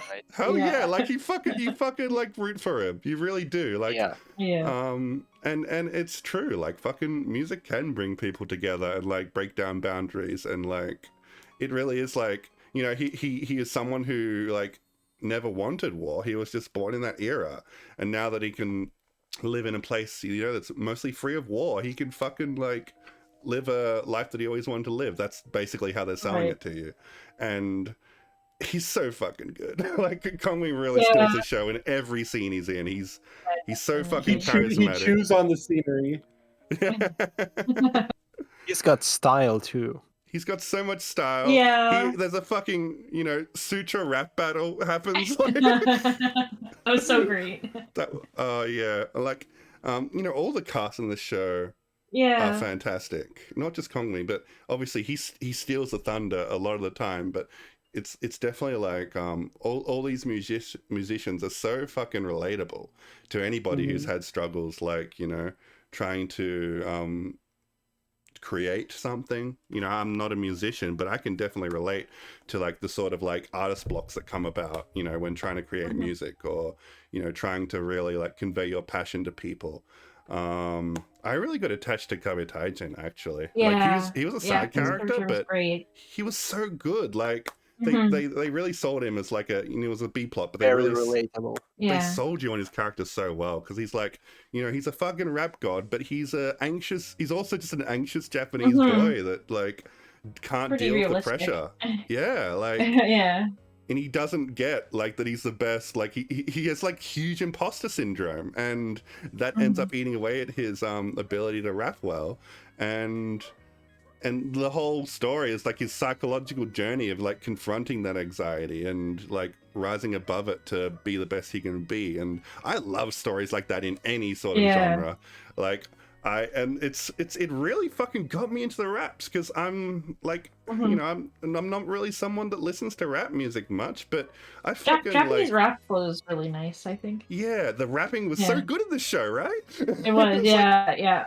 all the music was really, but like, yeah, they put so much effort into it. And, you know, like the whole like idea of like the clashing wills in a rap battle, and like really like trying to get your idea across through all the noise and making it sound cool as hell while you're doing it. It's so fucking stylish, and I fell in Lots love. of the music's really good too, I found. Yeah. You know, they had to like really like show the progression of the music too, because you couldn't have the characters give perfect performances at the start of the show. They have to get better, Right. and they did that really well. I feel like the final thought so, too. final battle in Shibuya was like so good. Like it really tied everything together in such a perfect way. You got like you got the rapping, you got the dissing rapping to like try and like you know, get the audience to feel a certain way, and then you got you got the final music performance at the end, capturing everyone. You got Kong Ming, trying to manipulate the audience in different ways. And he has all these backup plans if they want to fight dirty, but then he doesn't need to use them because the music was enough. It's like, oh, that's so good. It's very emotional actually, and very heartfelt. It was so good. That too, yeah. one of the parts I like most is how the antagonists are treated by Kong Ming in the story, because he always treats every person with respect, and Yeah. Oh, I never really it thought of doesn't that treat way. them as like a cutthroat. It's them or us. It's like no. Like it's us now, but it like they still have a future, and I want to support them in their future if I can. Yeah. And that's what made the character that I was surprised how much I was endeared to was basically the main antagonist, which was the producer of the opposing group at the end. Oh, right, yeah.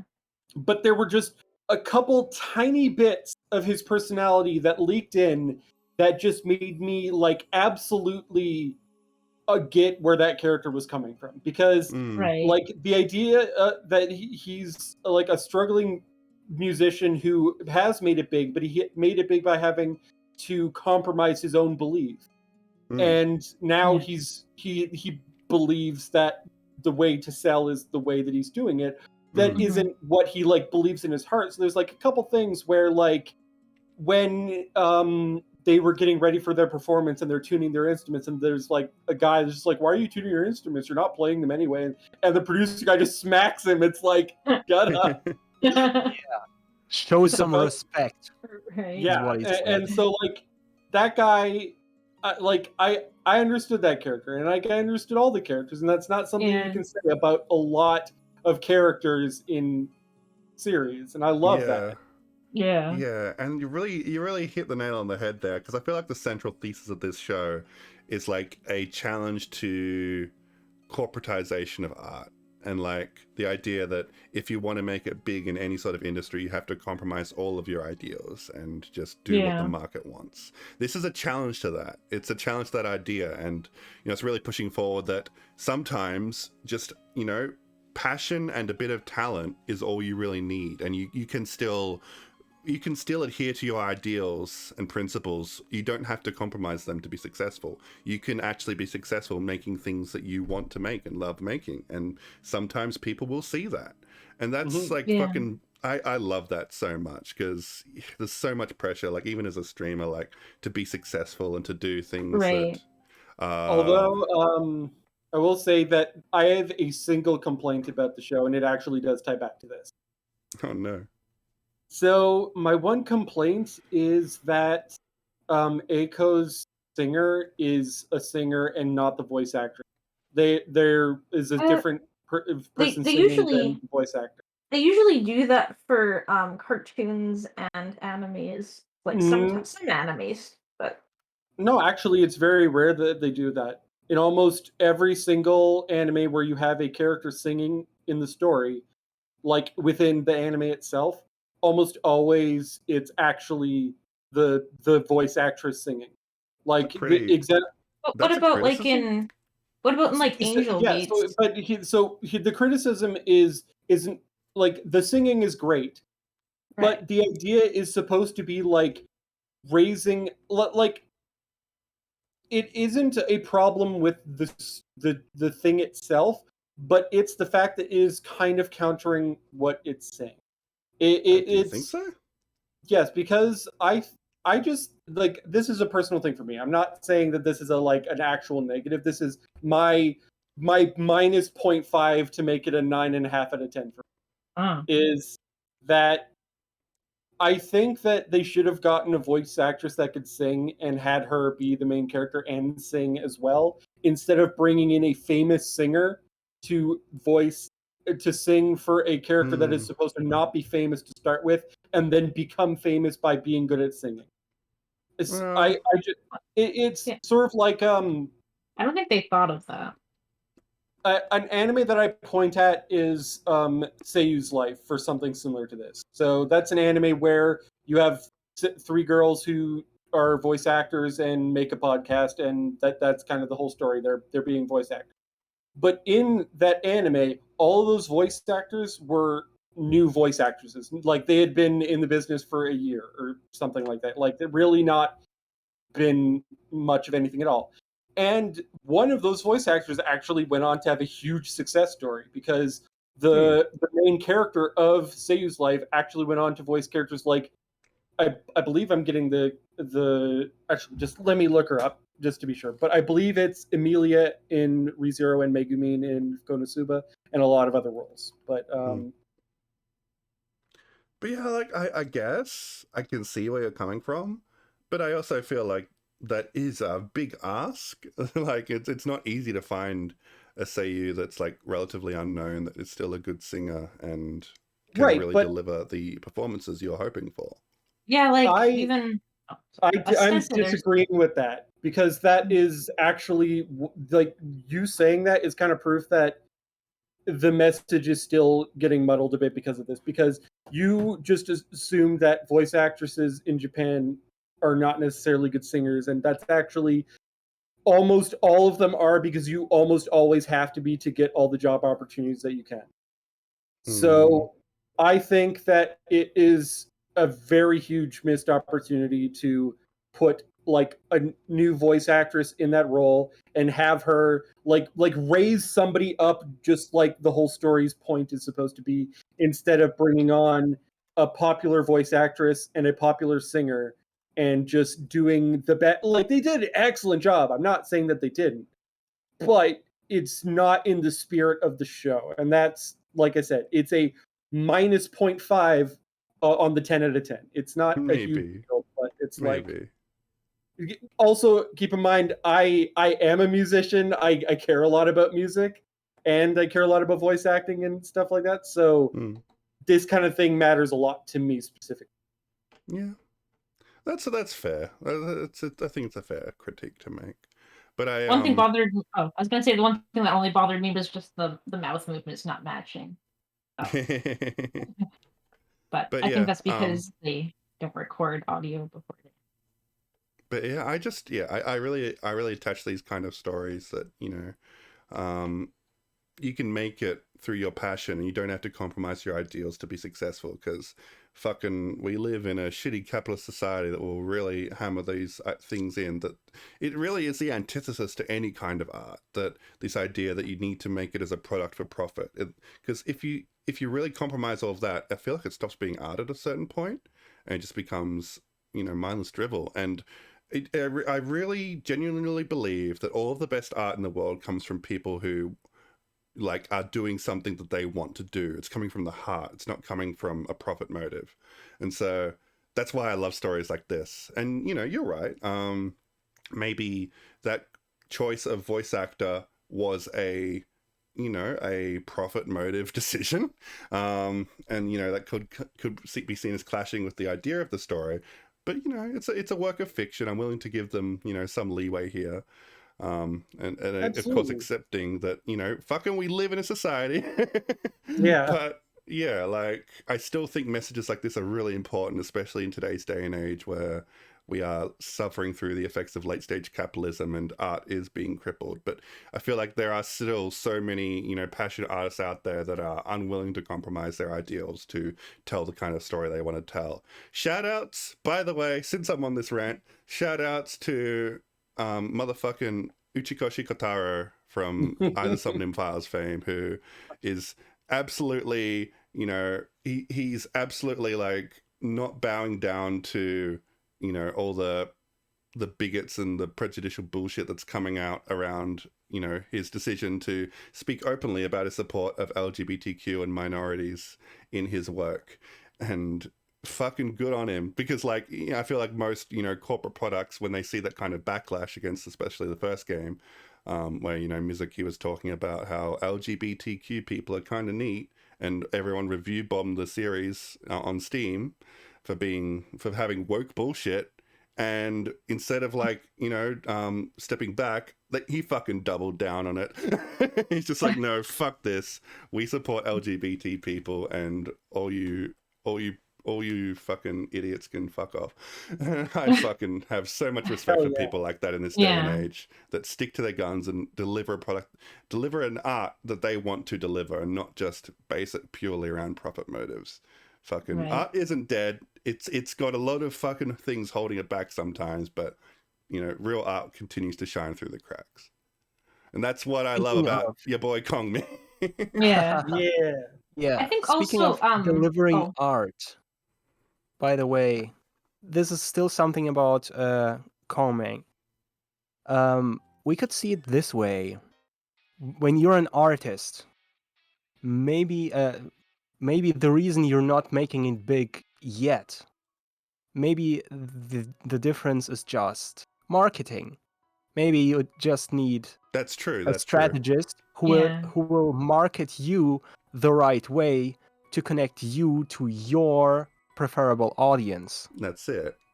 You know, I think like marketing gets a bad rap a lot of the time because you know it's it's basically like an admission that you have to work within the system to, you know, reach your audience, but that doesn't mean you have to compromise everything along the way, right? It isn't an all or nothing deal. You don't have to fucking pander to everyone just to get them to care about you. Yeah. You can still be yourself, as long as you're willing to like do in a bit of effort to play the game, to like get your stuff out there and get noticed. Have the right strategy. Yeah, and the rest will work itself out. And yeah, it's definitely like, I think Kongming really represents that great, you know, idea that you can do it. It might take a little bit of strategy, but you don't need to compromise your ideals. And it was really interesting thinking about that, because I was always wondering how much is Kongming willing to compromise? You know, how much is he willing to like you know, step away from what makes Aiko's music great to, you know, sell it to more people? Because some of his tactics were a bit dirty. Some of them weren't just about like getting her music across. And it really it like kept you on your toes, because even to the very end, he was willing to do dirty shit to get Aiko to the top. Because he believed in her. But I do feel like if he used those methods, maybe we wouldn't be like smiling about the story right now. Right. It would have felt like too much of a compromise. But Yeah. yeah, I that think tension it's is possible that very could happen interesting. later. Yeah. I mean, think it could the happen manga's still later. ongoing, isn't it? Yeah. I wonder if 'Cause- they would make a second season, or if it kind of ended Oh, at a really good absolutely. place. It should. I assume it sold really well. Yeah. Mm. Just like, I don't know if PA Works does sequels too often. It depends. Yeah, I wouldn't be surprised if there's never got a second season. Yeah. But I I really loved it.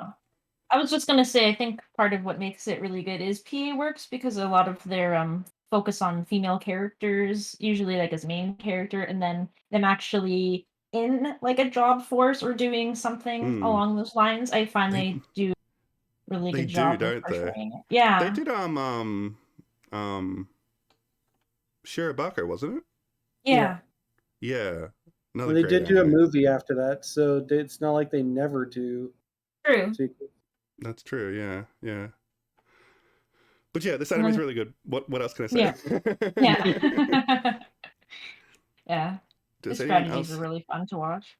Yeah, so good. Yeah, I learned a bit about like the Three Kingdoms too. Like, I don't know a lot about it other than like I other wish I knew anime. more, because I feel like I'd love this anime even more if I knew more about it. I think so too. Well, it seems we're getting to the end of this podcast. Does anyone like have any more thoughts on Kongming or any other anime we've talked about? Nope. Feeling pretty good. Nope. Insert Shield Hero joke. Shut up, Lobo. I was thinking we could briefly talk about next season of anime, or we could just start wrapping. You mean the this current up. season? Yeah, the current season. Current season. Pretty loaded too. Yeah. It is. I would like to mention a couple things in it because there's excellent stuff. Yeah. How are we going for time, Grooven? Do you want to finish up now, or do you want to keep talking? I can keep talking for a little bit more. All right, let's go for a little bit longer. Lobo, what anime should people care about this season? There are quite a few, but let me actually bring up a list. because I like lists. So I'll give one. okay. Parallel World Pharmacy. I've started watching that, and it's really good so far. Yeah. So freshies, the guy, surprise! We thought those were over. Wait, which one is this? Parallel World Pharmacy. It's basically like a middle-aged pharmacologist dies of overwork and reincarnates in an isekai as a kid. But like he's gifted. He's like like a family of doctors, I guess. Like, and his name is Pharma. His name is Pharma. Wait, no way. It's very silly. Yeah, I forgive stuff like that just because I know it's Japan. It's like they look, they're like English word. We made it cool. It's like, yeah, you did. Cool. You got it, Japan. Yeah, that's Japan. Oh my god. But yeah, like it's got a bit of a power fantasy thing going on, but because like he's basically born with the power of like a god of medicine, and so he can see people's illnesses and he can use his power to help him diagnose what the illness is, and like he's also like really good at magic, and like all this stuff would sound really bad, but I think I can give it more of a pass because this isn't a shonen battle series. It's like this is a story about helping people, and I feel like that's a lot more interesting as an idea, because like this whole like world is very much stuck in medieval medicine. Like it seems quite like well researched. Like a lot of it, we're dealing with stuff like alchemy and like using like astrology to like make predictions about people's health and stuff. It's all kind of like and they're like, this is bullshit. Yeah, and like our main character is like, well, like he's basically being taught how to use magic. It's like, okay, so like visualize water, and the way he does it is by visualizing H2O and like the chemical composition of water. But then he realizes he can use that and make all sorts of things, and he starts making like he starts like visualizing complex chemical compounds in his head, and he's able to synthesize them with magic, and it's like he's creating stuff that doesn't even exist in this world because of his knowledge of chemistry. And like I think I'm only a few episodes in, and it's still early days, but it seems like the idea of this story is he wants to introduce healthcare to everyone. Like he wants to fucking socialize healthcare and like make it available to all people, not just the ruling class. And he wants to make it good. So he's like his first scene was like he has to like help the queen, and he introduces the queen to the concept of bacteria by building a microscope, and like that's fucking revolutionary. So like he's already like making big waves of like changing how people think about medicine, and it's like this is interesting. Like I want to see where this goes, because it might like peter out, but right now I'm like really invested. I want to see where this goes, because I like stories about people changing the world in different ways. It's not just about fighting. It's like it's a common thread between like this and like A Sense of a Bookworm and Dr. Stone. Like I like all these stories about like actually making meaningful changes and seeing the world evolve around the characters' actions. That stuff always really appeals to me. So that's what I'm watching. I'm not really watching much else this season. Nothing's really caught my eye. So there's plenty though. Let me bring up the list. So the one that I think is like impossible to ignore in the current season would be the sequel to Made in Abyss. Yes. Oh yeah, I haven't started that yet. Yeah, I have to watch the movie. I haven't watched it actually. Not even the first season. It is the best, most problematic thing. It's like it doesn't ever stop being problematic, but it's still like such an incredibly well built fantasy world that it's like you can't. You just wish it wasn't problematic. It's really hard to defend because like it is. The artist has been known for doing like the artist has been known for doing like lolly pornography, and it kind of shows sometimes because these kids get sexualized in weird ways, and it's like why? It's like it's hard to a bit fetishy. It's uncomfortable. It's more than a bit in the sequel and in the movie. If you haven't seen either, it gets worse. Yeah, I'm watching I'm watching the movie now. But it's in also like parts. one of the most interesting fantasy worlds ever. So it's like, oh fucking hell. Yeah. That's why it's like it's so hard to recommend to people because you're like this Yeah. shit's It is. good, but I don't recommend it to it's people, like but if they have to like anime and be okay Yeah. with that kind of stuff to they have like to be, they have to have a lot recommend of it. fucking like concessions to make there. Yeah. And I just don't recommend it to people. But people Yeah. who are interested will already watch it, and that's up to True. them. I'm leaving it on them. Yeah. Yeah. Shadow's House is what. Oh Season yeah. 2. Yeah. I haven't Shadow's watched the House. first season. Oh, it's really good. It's I've good. heard good things. And the ending is amazing. I'll have to Yeah, check it I out. love the Listening ending to it. song. I heard it's like it's a bit of a mystery story. Yeah. Yeah, it's really cool. Yeah, It's just kind it's of. it's kind of hard to describe because I'm bad at explaining things, but If I have to But- compare it to one series out there, it's similar in some ways to Promised Neverland. Yeah, Yeah. I've heard that Oh, comparison true. before. I Right. haven't seen The Shadow's first House yet, season. but I didn't Just- really like just- Promised Neverland. just the first season's good of that. I like and the then first don't season watch of it Promised and then Neverland. don't watch anymore. Don't watch Yeah. anymore. I didn't even like the first Stop. season. It's just a personal taste thing. Really? I don't Oh. like overly oppressive scenarios, and both of those have that Oh. vibe, and it's just like. Oh, okay. Yeah. Well, if you just watch the first season and then you're like, okay. I skipped to the ending. Oh, there you go. The happy And then you're ending. like, and- Bye. I didn't and- watch the second season, and Don't listen to don't people bother. talk Don't about the manga. bother. Yeah. It's just terrible, but yeah. So But And another- you basically, finished. And you Um, finished the second season. So Right. Lycoris Recoil. Naoki, do you want to go Oh, up yeah. on this one? This one. I I haven't started it I don't yet, have so. much more to say about it other than it's really great and it has really great, a really amazing main character. So Licorice Characters. I would Recoil, say both of them are great. yeah.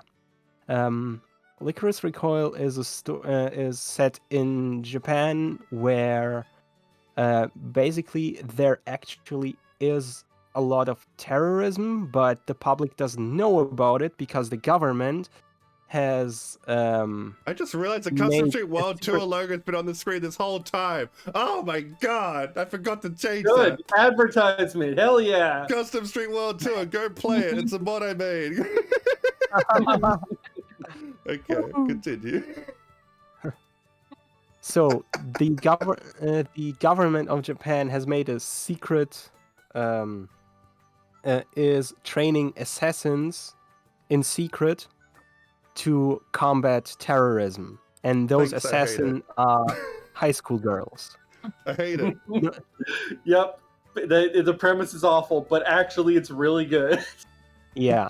So basically, these are high school girls, but they're also professional killers, and well, they have a really tough job, obviously, but they also blend in really well with their surroundings, and they're really trained to kill.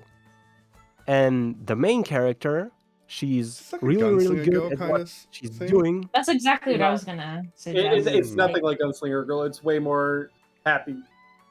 Yeah.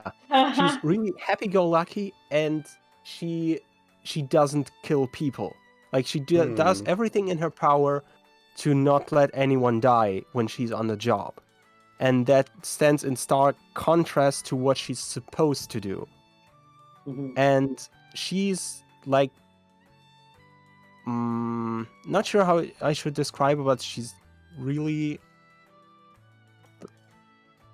living a happy life despite everything. Like she has so much appreciation about everything around her that it's kind of amazing how she could get to that place with the job she's in.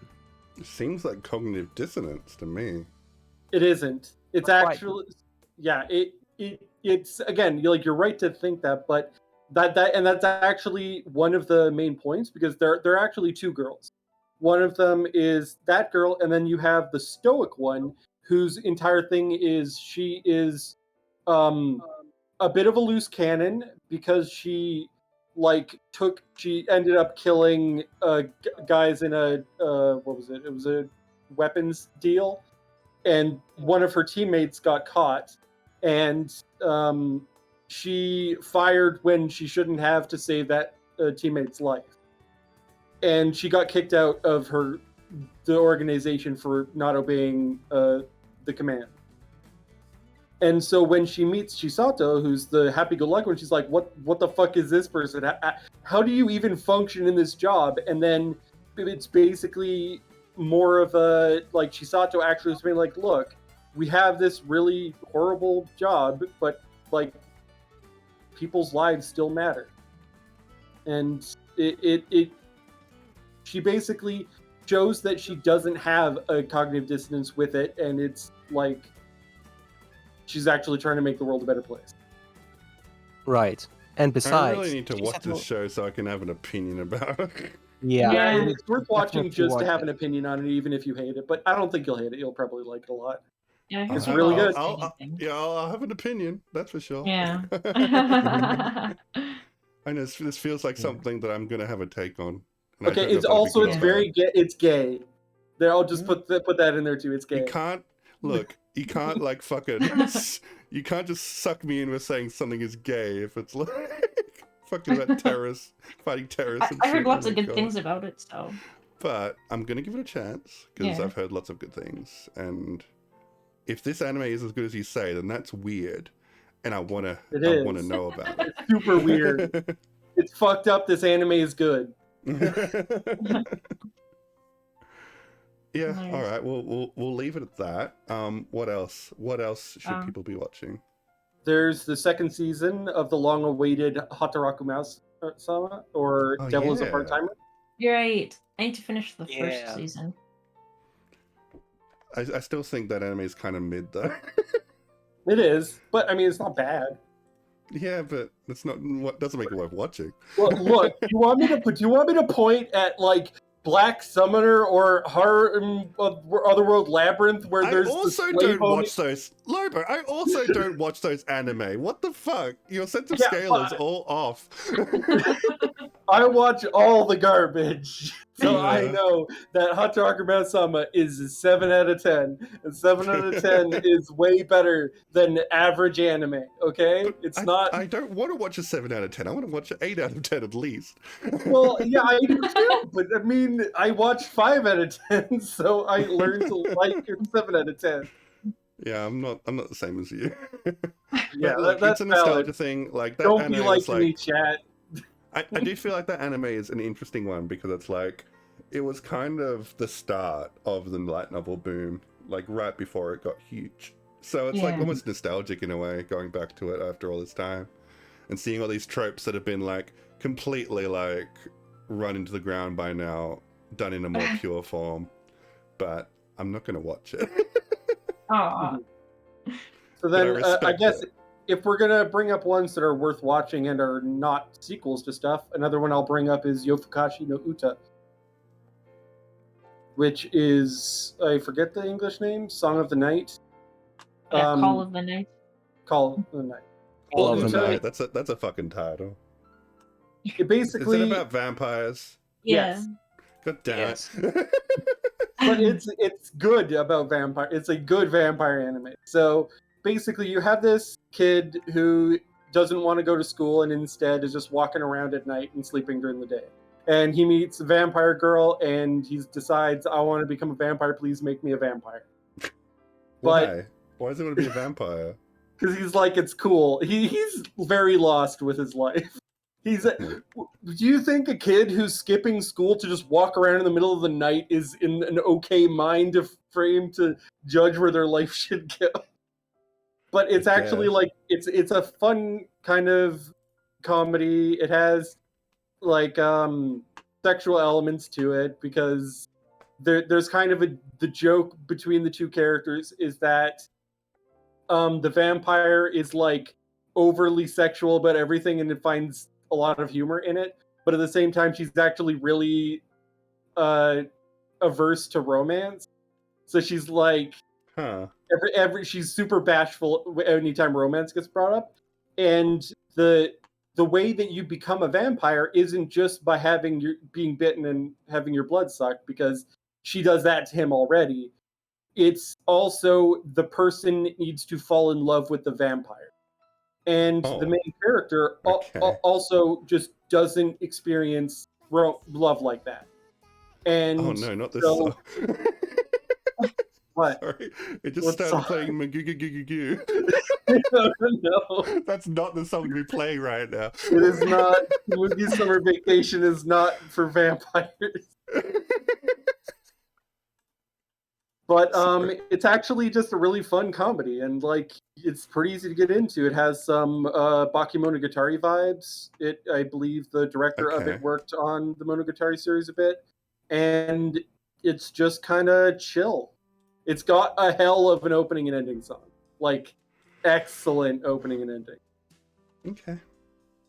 I haven't got a hook there that's gonna make me watch that, but yeah. The opening and ending might make it worth it for you. It's They're not enough really to sell me on a story, Lobo. You'd be surprised. But I guess that's the mention of Bakemonogatari vibes is I like that. I actually really like Bakemonogatari, even though Monogatari the series, even though it's like often got some problematic shit in it. It's also got so much good shit in it. It's a definition of a mixed bag, but I do quite like that series. So maybe do we I'll want to check it just out, skip sequels to things? Like if I just say Classroom of Elite, Overlord, Don Machi, skip all that, and just move on to other things? Okay. Sure. So I happy have with mentioned that. those. Yeah. So another one that is incredibly surprising how good it is My Stepmother's Daughter Is My Ex. Oh no. So I went into it thinking that it was going to be hot garbage, right? Because I'm thinking like domestic emo. Kanojo, super garbage. Like I'm just here to watch the fire that it's going to be, and it ends up after the first episode. It takes an episode to get to it, but it ends up being actually a lot more interesting and nuanced than you would think. And it actually like you have these two now step siblings who used to date, but they both broke up before their parents married, and now they're living together. So they both have this kind of love-hate relationship where they both really like each other but also really hate each other for very specific reasons as well. And so you kind of have this like it's an interesting dynamic between them because they both know each other very well, but they're also both like hate each other in a way, but also try and help each other out when they need it. And I don't know, it's really good. And one of the things I like most is when they first realized that they were going to be living together now because their parents got married, they were like, hey, our parents deserve happiness. We are not going to ruin this for them. No. And so they like swear that when their parents are around, they're going to pretend or at least try to be sibling. And yes, it does go in romance direction and stuff like that. It does get kind of weird. That but feels extremely mature for high school. It's like Yeah. I don't it expect is. many teenagers to act like that. these teenagers do not behave like teenagers. I will say that much. But it's good. It's like, I wasn't expecting a nuanced take on this because this is the setup of garbage. Why does this? Isn't that like Marmalade Boy? Aren't they step siblings? I don't know. I haven't seen that. Oh, it's like 90s anime. And I'm pretty sure it's like they're like step siblings and it's like a romance JoJo. Yeah, I'm sure it's happened before and it'll happen again. I mean, there's plenty of But I examples. guess what's of this. interesting is like their exits, right? So it's a little bit different to like a romantic situation that you usually expect, unless the idea is that they're getting back together, which is probably what's going to happen. They are kind of, but also kind of not. It's more like they are just confused young adults that don't like I said, they both very much like each other and very much hate each other. That's part of who they are, because when they dated, they did really like each other, but then they kept like disagreements and arguments kept piling up on top of each other until they had to break up, and then they were forced back together. So it's an interesting dynamic. I will say the first episode doesn't do it the best because it's overly like it plays a bit on Kaguya-sama, like they're trying to make rules and stuff, but they don't follow those after the first episode barely at all. So it's just like, no, it's just a nice show. It's just nice. It's not bad. It's probably on the same level as Hataraku-sama, but like I was expecting garbage, and I didn't get garbage, so I was happy. Fair enough. It seems there's enough there that I can see it being quite appealing to people looking for a good teenage drama. Mm-hmm. Yeah. And then another one that is not teenage drama, it is adult drama, but it's also supernatural stuff, is Engage Kiss. Naoki, are you watching Engage Kiss? Not at all. Okay. I did consider it, but with how much stuff is going on this season, I had to leave out a few things. This anime looks like shit. Just look at screenshots of it. So I will say it doesn't look good in screenshots, but the animation is actually incredibly solid. Like that is actually one of the selling points. It has some excellent choreographed fights, and the premise, the first episode is really dumb and confusing because you have like asshole guy who has like a really cute girl pining for him, and then there's this other girl that he's like mooching off of because he's a deadbeat, and it's just like, what the hell is going on? I'm Google Images is giving me the wrong anime.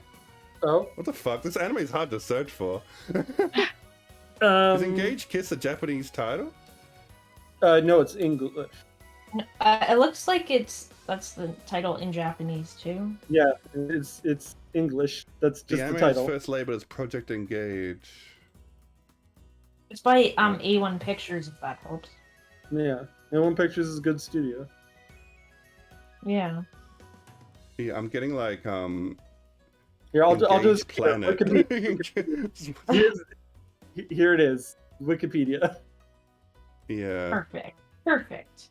But so the premise of this series is the main character is part of like one he made his own company, and they fight demons, and demons are people that have been given like demonic powers, or in some cases, and like basically being a response unit for dealing with them.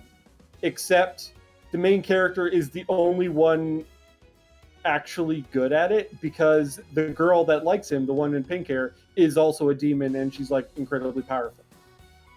But I don't really want to spoil it because it's actually like got some really good twists. It's actually really good. I would put this definitely above the Stepmother's Daughter one.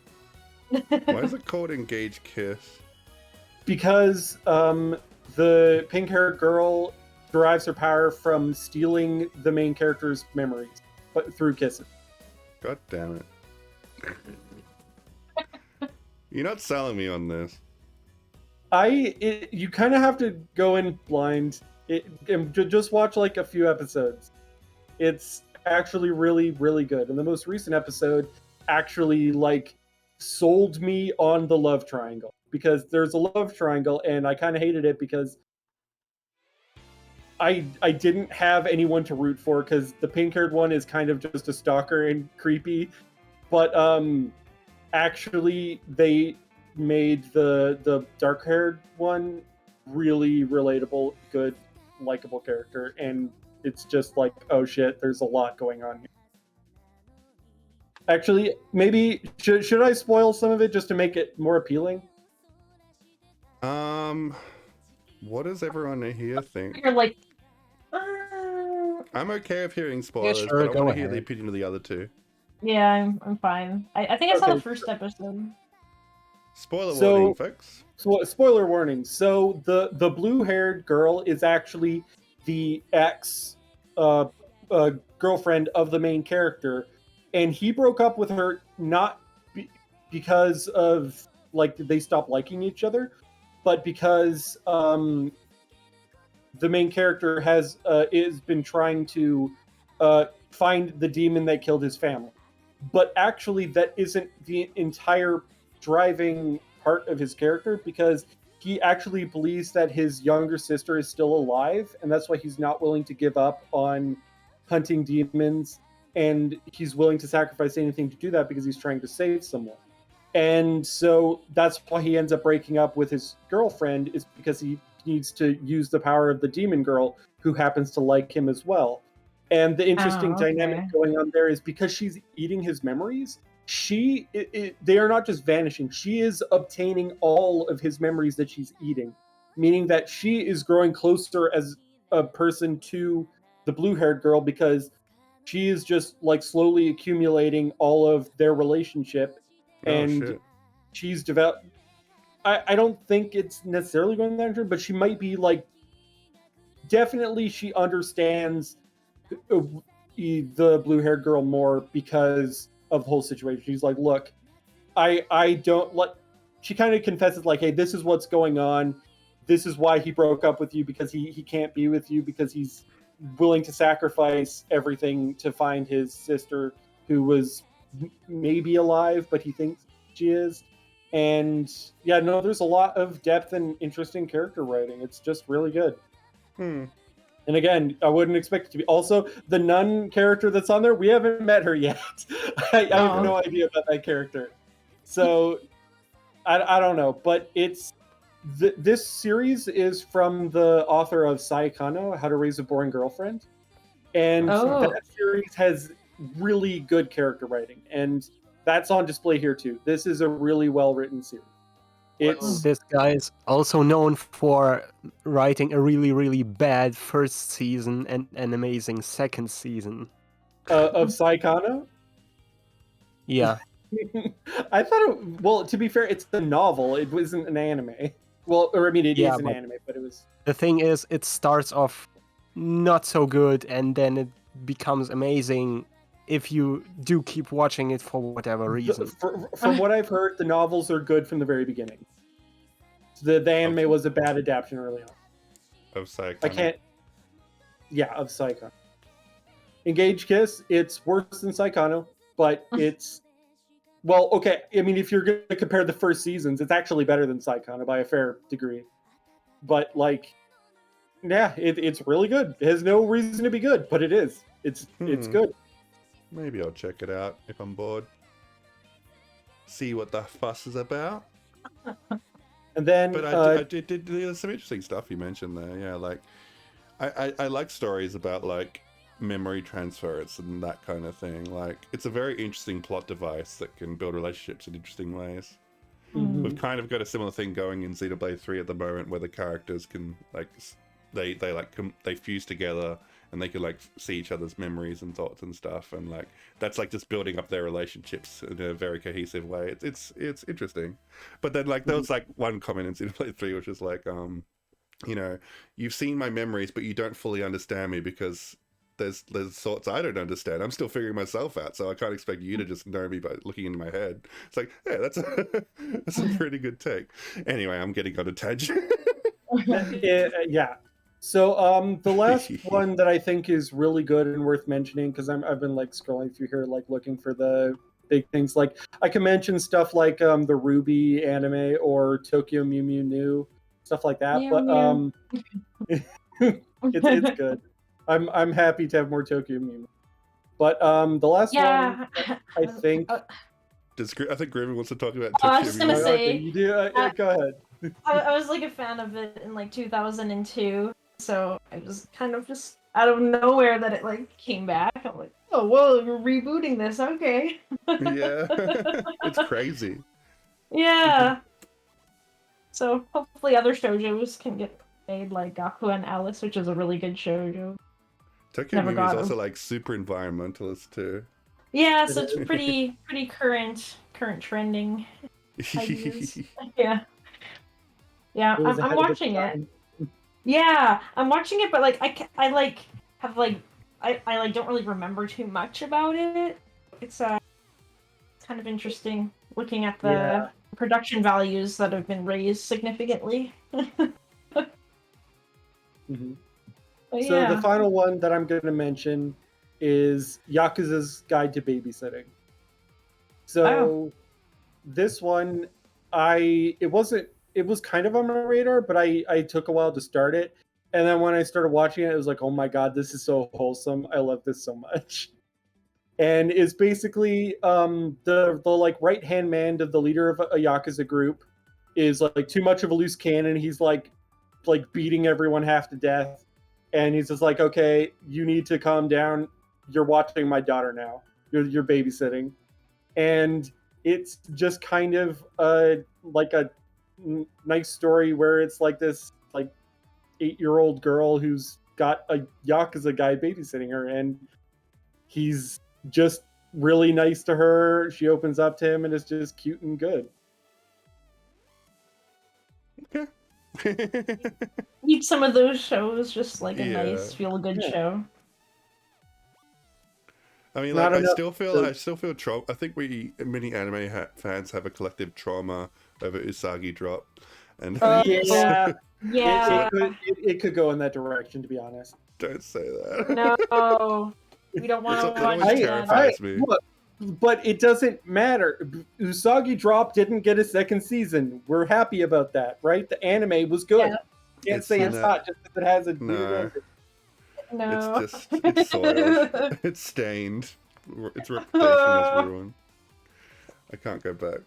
After knowing Well, at the that. very least, it's not you're the one watching Mushoku Tensei. Do you want me to tell you how many of those girls he ends up with?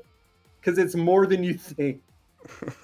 Let's save that for another time. Okay, but my point is that the Yakuza's Guide to Babysitting is cute and good, and it is not doing anything bad right now. So watch it until it does something bad. Then you can. I'm stop. sorry. Like I'm absolutely like I'm sorry for bringing Usagi drop up, but it's just every time I hear like a fucking like child caring anime, I have to be on guard. And it's just like maybe it'll be fine, but yeah, it's just I'm traumatized. That's literally what it is. That's valid. It's 100% valid. What is it, Barakamon? Where there's actually like a decent child Yeah, that adult one's pretty good. relationship. I'm sure there's plenty of decent ones. I know. And that's what makes this like so irrational. Like, It goes in that route. I'm just Yeah. saying this one, it could go in that direction. No. I'm not, I can't say that it is definitely not, because she kind of does like him now, but like I don't think he has any feelings towards her that way remotely, and I don't think that, well, like I'm pretty sure he's like way too old for her, so it doesn't Well, matter. it was the case in the other way too, wasn't it? Yes, it was, and it was also bad. I'm just saying, I can't say it isn't going to do that, but I don't know, No. and it hasn't done it yet. So watch it and then decide. Yeah, let's not fucking throw out a series just because of something we watched a few years ago. And even if it did, I would say that it's you're doing it better than Usagi Drop, because it's not like Don't say that, Lobo. Don't He's say not that. being her literal parent. He's walking her to school and back. That's literally all he's doing. He walks her to school and back. That's his Yeah. job.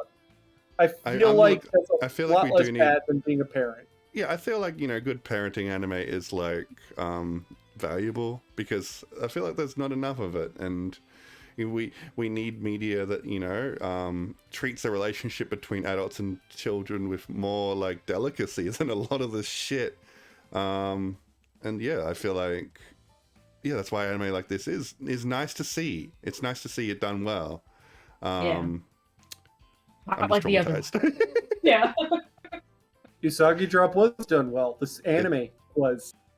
All right, let's end this discussion. Were there any other anime we want to talk about? Yes, definitely. Aha. There is one I definitely have to recommend to everyone. It might not be on everyone's radar. The series I'm talking about is Lucifer and the Biscuit Hammer, Hoshino Samidare. Right now, it has a really, really low score on my anime list for some reason. It's because the animation is really bad. Anyway, That's why. Well, the thing is, it's also a very slowly developing story. I won't say that it's great from the very beginning. It's a manga that starts off a bit strange, and then it gets better the more it progresses. This is an old manga, So- isn't it? Yeah, it is, and it's It's an a anime really, remake really as well. old manga. Hmm. So the story is our main character is drafted into a fight that decides the fate of the Earth. He and other people, supposedly, are supposed to protect the princess, which is that younger girl, to fight against golems. Golems that are sent by the magician, and if they lose the fight, then the planet is going to be destroyed. I'm like seeing on Google Images, there's a lot of fan art for this series. People seem to really love it. Yeah, as I said, the manga is really, really, it's pretty old. Hmm. So some people have been waiting for an adaptation for a long, long time. Hmm. Oh, interesting. So basically, the characters gain more or less the power of I'm seeing telekinesis? spoilers. I need to get off this. I'm seeing spoilers of like manga panels that look absolutely insane. Like this is pretty cool actually. Mhm. Yeah. I'm getting Gurren So Lagann basically- vibes from this shit. So basically, Yeah. people don't like it because of the It's production the animation quality. Yeah, it's just the animation Uh-huh. quality. It's like doo doo. Oh, I assume I'm hoping it's because they plan on doing a really, really long full adaptation of it. And so it's just like, well, I mean, like Dragon Ball Super had pretty doo-doo animation to start with too. yeah. So that's what I'm assuming it is. It's just gonna be like the quality will either improve over time or stay the same and it'll go a really, really long time. So maybe read the manga for this one, but Yeah. at the very least, keep an eye on it. That looks bit. I might check it out Definitely. because Like I'm 7 someone that As I seasons. I'm someone that loved Summer Spider So What, and that anime looked like trash, but I fucking It loved was- it because it was such a yeah. good story. It is. Um, Have so- you started on the novels yet? No, but I can look Sure. past a bad adaptation if the story is really good, so I might check it out. Hmm. Yeah, thanks for the recommendation, Naoki. Yeah. Yeah. Yeah. As I said, it's developing really slowly, so it may take a bit of time until it gets really good, until more characters are introduced. But the main character is a pretty interesting guy because he was raised to not make friends, and he's got some issues, and he's not the typical hero guy. Like they tell him, "You have to save the world," and he's like, "No, forget it. I want to live." Okay, I'm down. So he's actually kind of an asshole, but he's a very human asshole. You know, Yeah. there's some baggage from the past, and some things he has to overcome. And the series Sounding- is very honest about it. Sounding a lot like Yushi Yamamas. Just the way you described the protagonist. But yeah. I'm interested. I could definitely see myself enjoying that. I'd give it like a few episodes, see what it was like. Alright, I think we're about ready to wrap things up unless there's anything else anyone wanted to cram in. Well, there is Nope. one series that should be mentioned. Well, definitely because I think everyone's gonna watch it, more or less. Which is Isekai Oji-san. Oh, that one. I'm I watching haven't it. started it Surprise, yet. surprise. It's an Isekai series. Did it just start? Yeah. Oh. It's on But it's on one of the dead platforms for anime. I don't know which one. Is it like Netflix or something? Mm. Amazon? Right. I don't know. I'm asking. I have no idea. So basically, now. this series is more of a parody of isekai. It takes a lot of typical isekai tropes and then makes tons of jokes about it. Oh, And okay. that's basically the selling point. It's the comedy, Well, yeah, it's a man that came out of an isekai and right? he missed his youth because he was stuck in an isekai world. And like the clip I always see getting posted around is the one where it's like, who won the console war, Sega or Nintendo? And he's shouted because he was a Sega fanboy. Yeah. Yeah, it is on Netflix. Netflix, Yeah, that's what I thought. Yeah. But yeah, I don't know shit about this anime. I just Yeah. I just see the memes. So like, is there like a good story here? Should I be paying attention? I Well, think so. I can't say think for there's a sure. V- I've only seen a few episodes. They mentioned VTubers. I mean, it could just be a funny anime, but it seems like it's got the comedy down pat. Yeah, I'm sorry, I don't have much to say about this, but it looks Okay. interesting, and I'm probably gonna watch it. It was funny. All right, I think people are winding down now, so let's bring this to a close. Thank you everybody for joining this stream. This has been a fun one. I definitely enjoy these kinds of podcast type things with you guys, and I hope we can do more of them because this is a lot of Yeah. fun. Yeah, love it. Yeah, definitely. Yay! And we can like watch the rest of the summer season and then talk about the fall season.